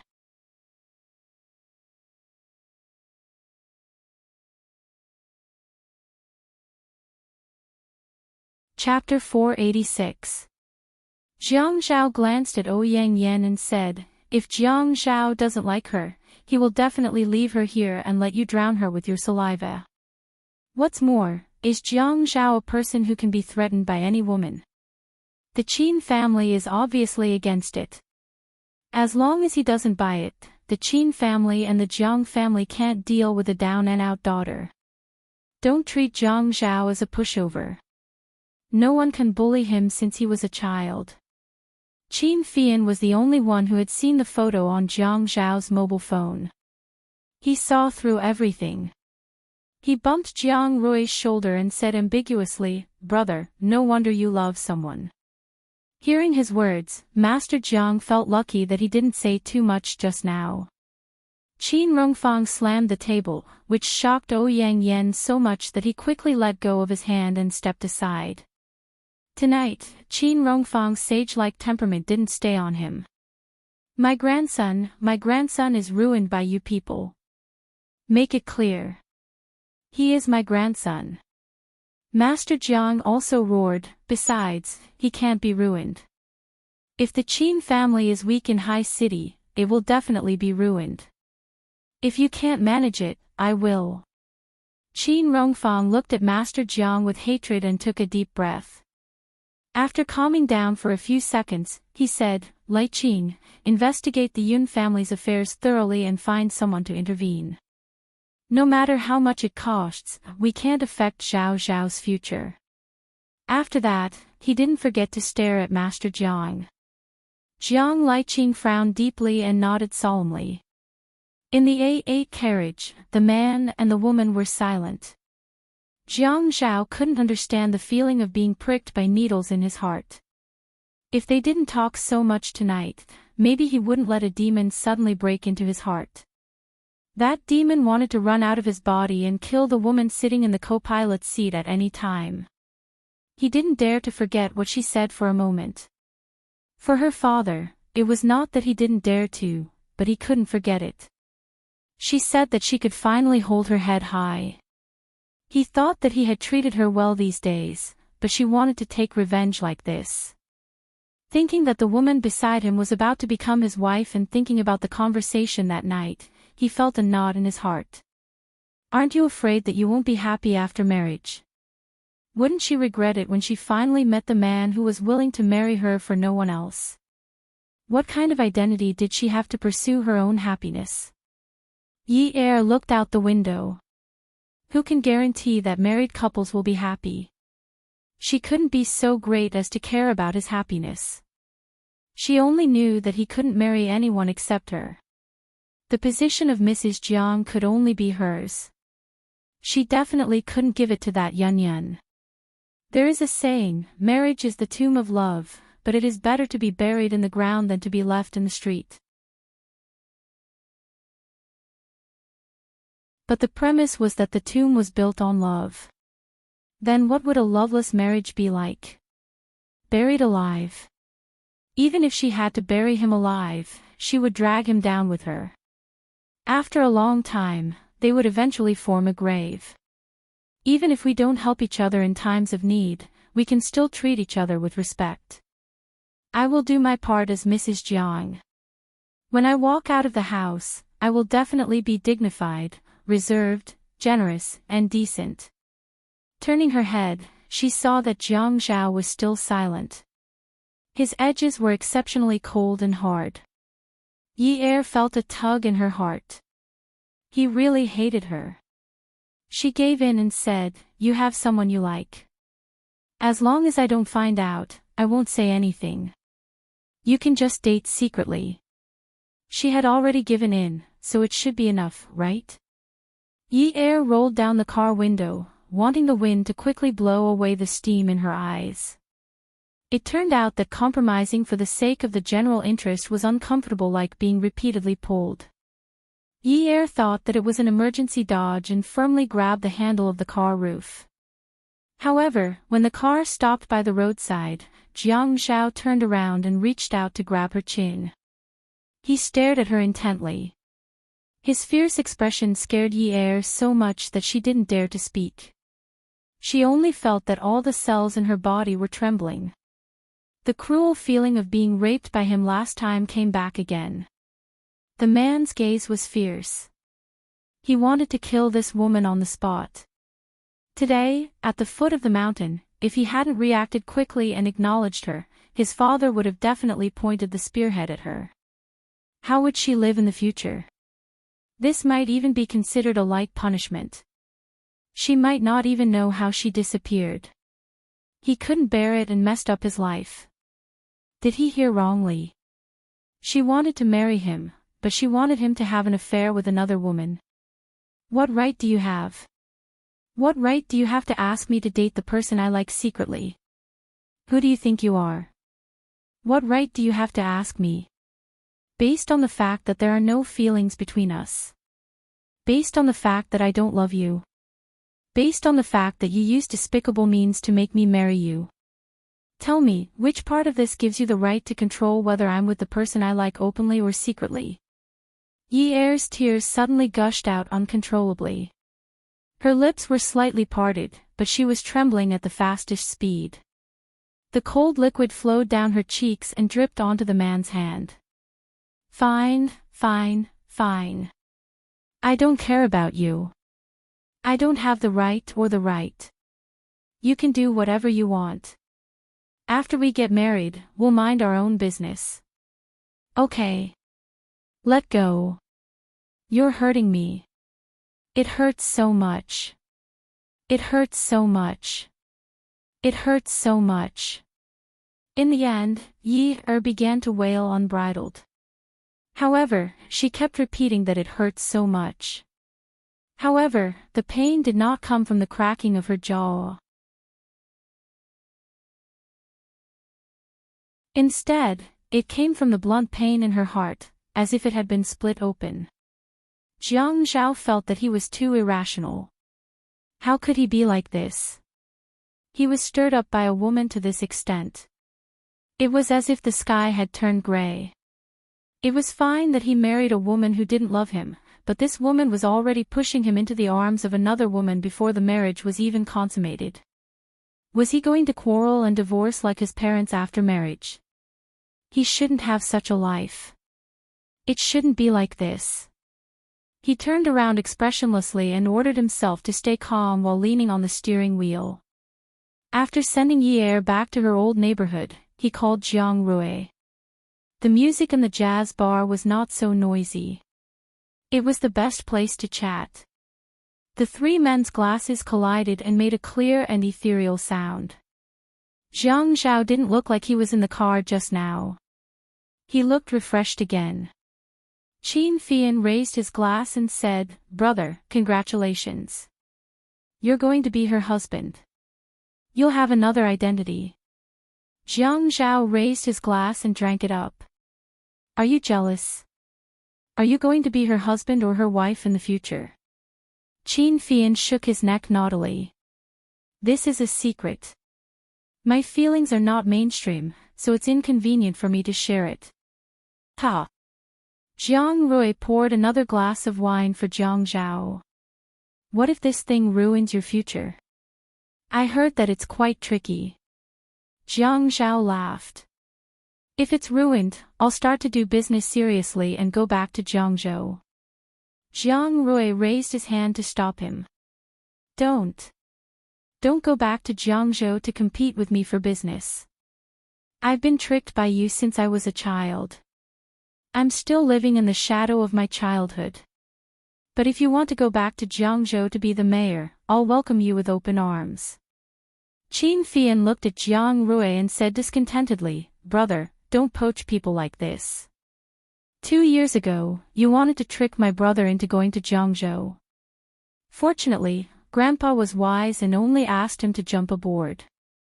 Qin Fian's tone sounded like a joke, but he really thought so. He was not willing to let Jiang Zhao go back to Jiangzhou. The elders of the Jiang and Qin families always argued about this. Jiang Zhao's ability and means were fast and steady. No one was willing to let him go. He always said to Jiang Zhao, Brother, I'm so jealous of your company's speed of making money. It's like money laundering. People with resources are indeed different. They're more powerful than those noble families. Everyone thought that Jiang Zhao was just a mayor and that his aunt Qinzhen's business was very powerful. The two companies under his aunt's name that belonged to Jiang Zhao were the real money grubbers. Even Grandpa said, the Qin family has been the first in Haiqing for so many years. Without your uncle and brother, it's impossible. Therefore, when Grandpa was looking for a husband for Fei Yu, who was only 17 years old, he considered a non-political family. Jiang Zhao smiled but didn't say anything. Go back to Jiangzhou. Grandpa was happy. Later, Grandpa would have a heart attack again. His stomach would have to be cut again and he would faint every 2 or 3 days. Jiang Rui said, I'm just afraid that he will cause trouble in Haiqing. Don't worry about going back to Jiangzhou. I will definitely settle it for him. But a strong dragon can't suppress a local snake. In Haiqing, my resources can't be used. Qin Fian said confidently, if the Qin family can't solve such a small matter for my brother to marry a wife, then we really don't have the face to establish ourselves in Haiqing. What's more, my uncle is not someone to be trifled with.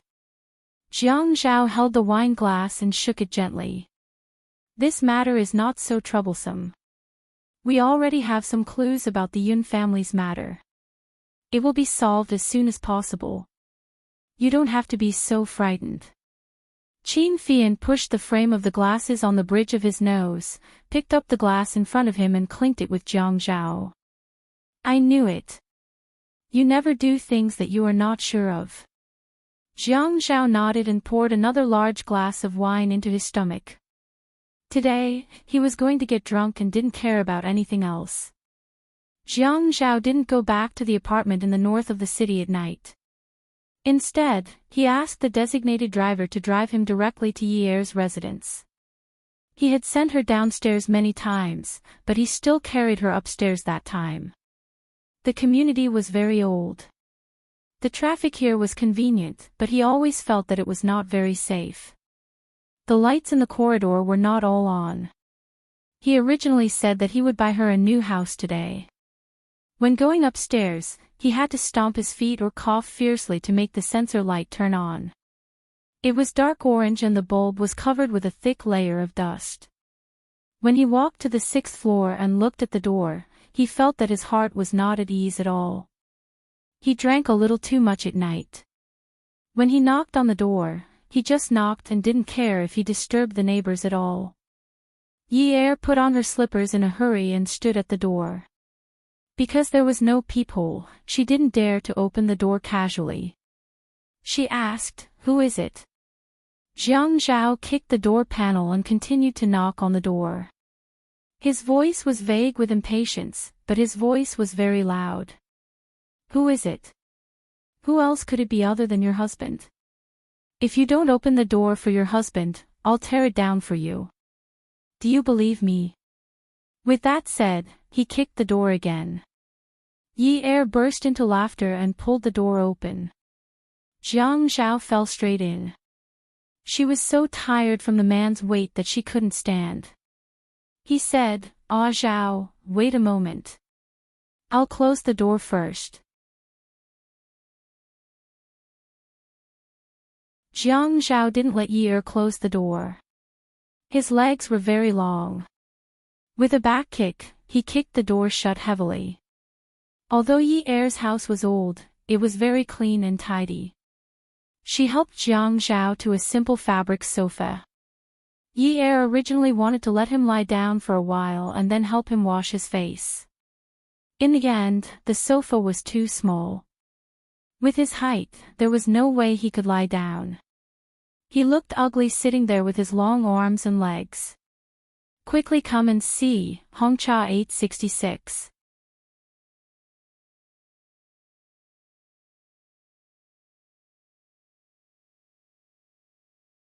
Chapter 487.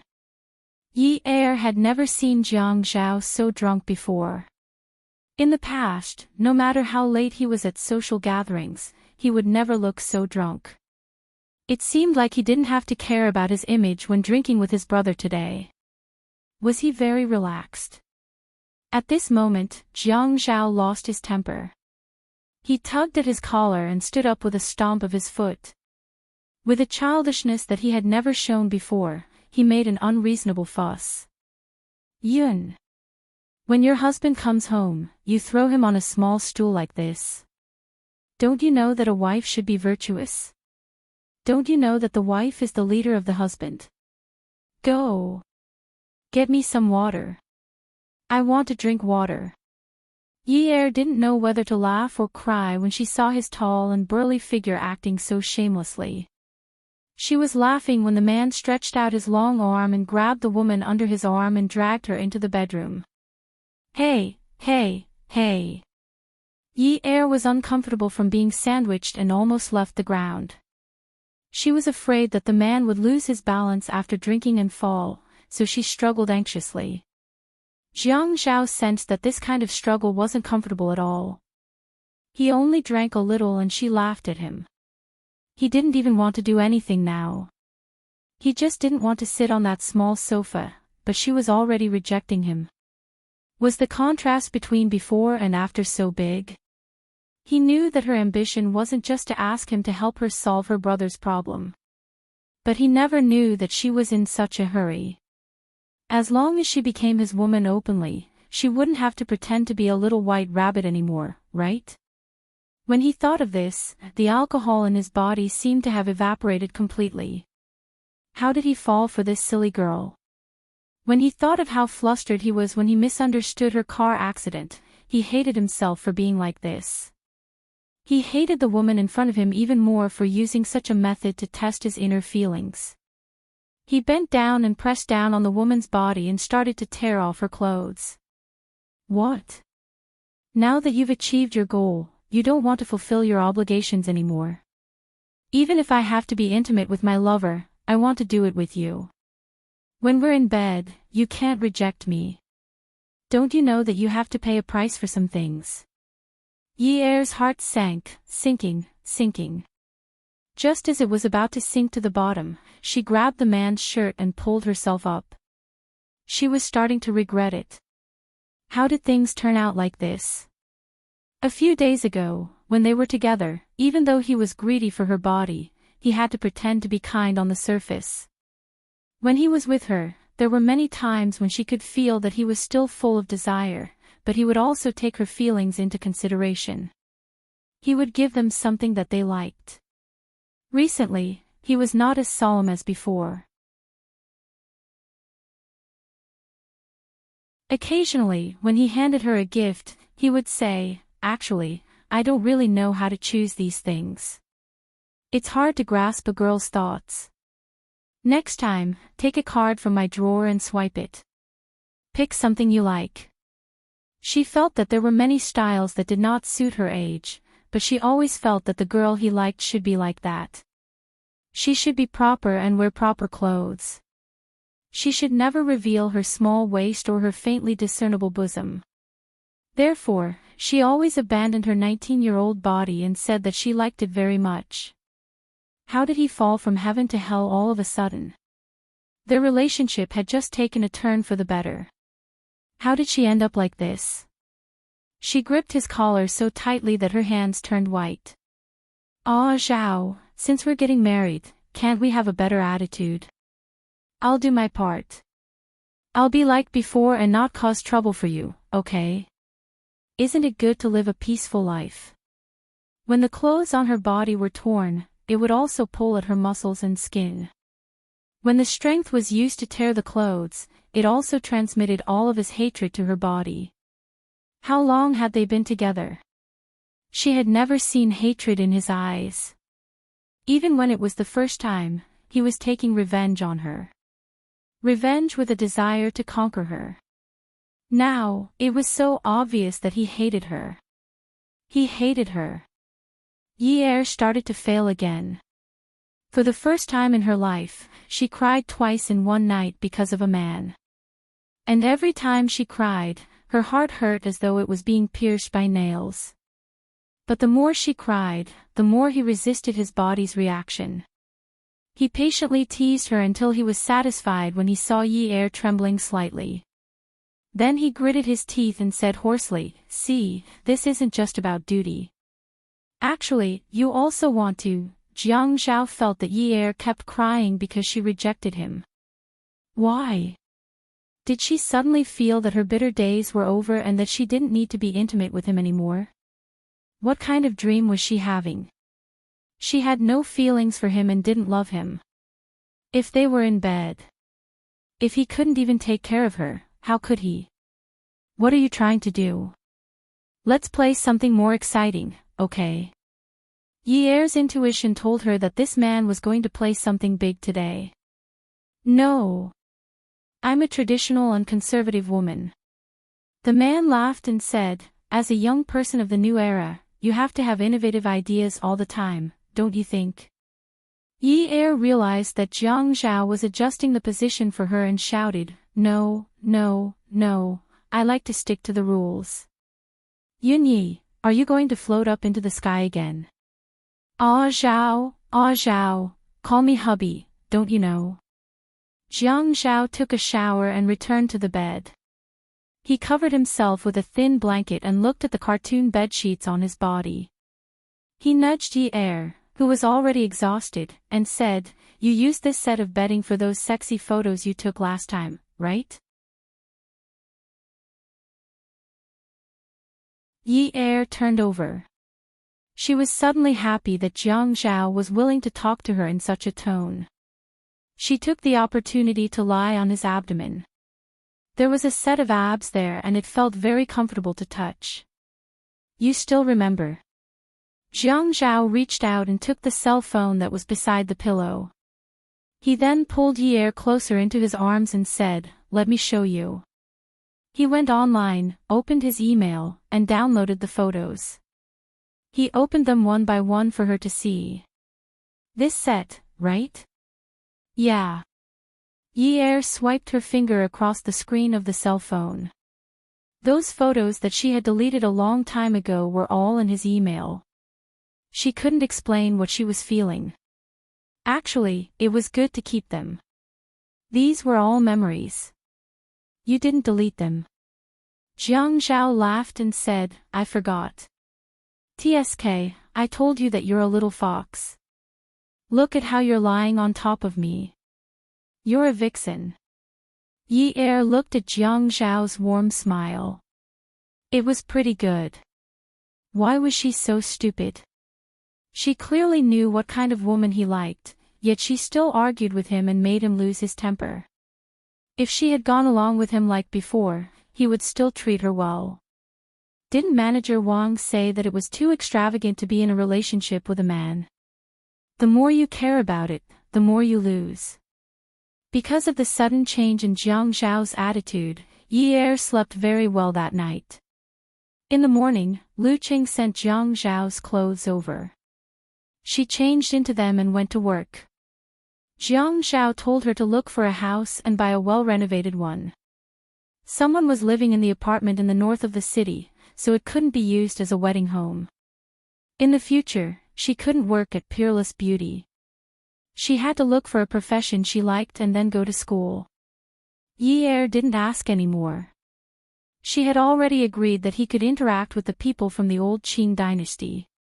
Since he wanted to raise a canary in the apartment in the north of the city, she was in no position to interfere. Someone once said that if you don't want a man to cheat, you have to squeeze him to death in bed. He wouldn't have the energy to do it outside. So when she woke up in the morning, she seduced him again. She seduced him once. And seduced him again. It was a success.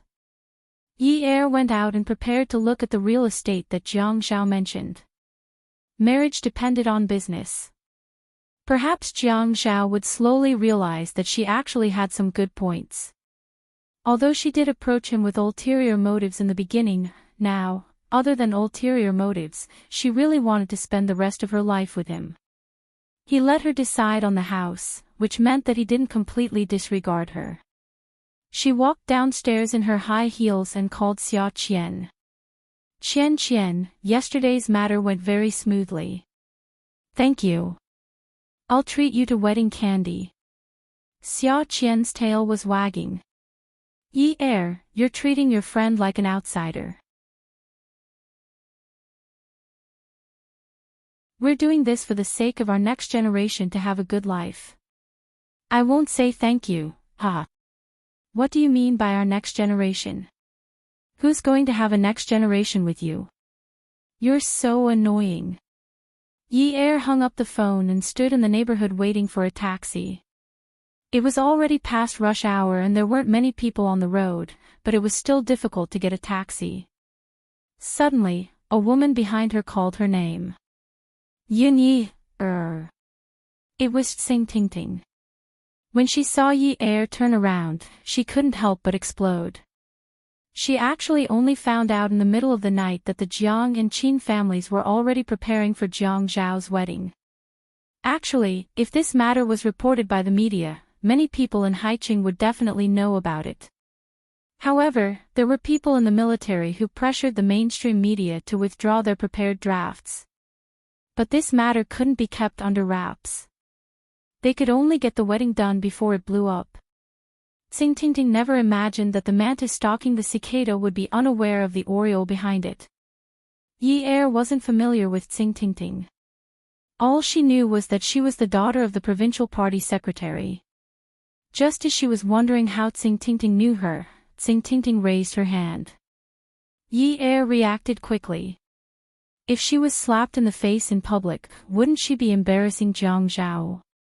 She reached out and grabbed Enchanting's hand that was about to fly towards her face.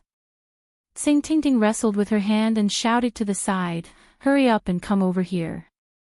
Splash it on this shameless person's face." When Yi heard the word, splash, she was shocked. She saw two burly men coming over from both sides. Each of them was holding a bottle in their hands as they strode towards her. She felt deeply uneasy and thought to herself, this is bad. Yi was tall to begin with. Now that she was wearing high heels, she was even taller than Enchanting. This made her too big of a target.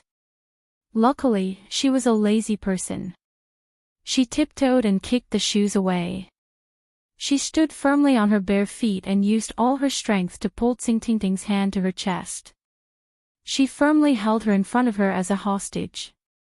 She shouted at the two burly men who were already unscrewing the bottle caps at her, "It's broad daylight.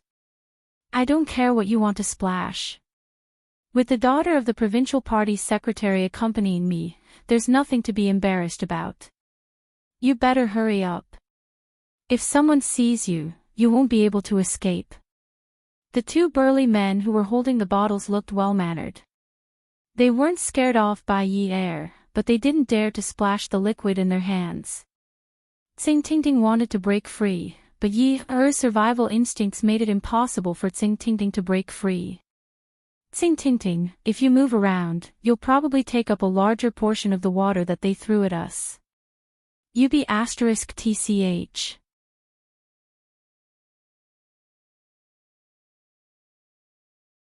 You're so despicable. How dare you use such a method to force Jiang Zhao to marry you?" Yi sighed in relief. So it was because of Jiang Zhao. She thought she was running around everywhere to help her father and was being threatened. But it turned out she wasn't. This made things much simpler. "Oh, which one of his mistresses are you?" Enchanting was confused. "Mistress? What did you say? You don't even know this. Then you're definitely not his big mistress. You must be his little mistress. His big mistress is still waiting for me to take over." Enchanting seemed to have a tacit understanding with Yi. She casually said, "You mean Ouyang Yin." Attention, Shinwu 799. You're tuning into the LoveLore Library YouTube channel. We're so grateful for your support, and don't forget to subscribe to join us on this incredible journey through captivating stories. Your generosity through donations truly makes a world of difference, as it's the primary source of revenue that allows me to expand and enhance this channel for you. Thank you from the bottom of my heart for being a part of this adventure.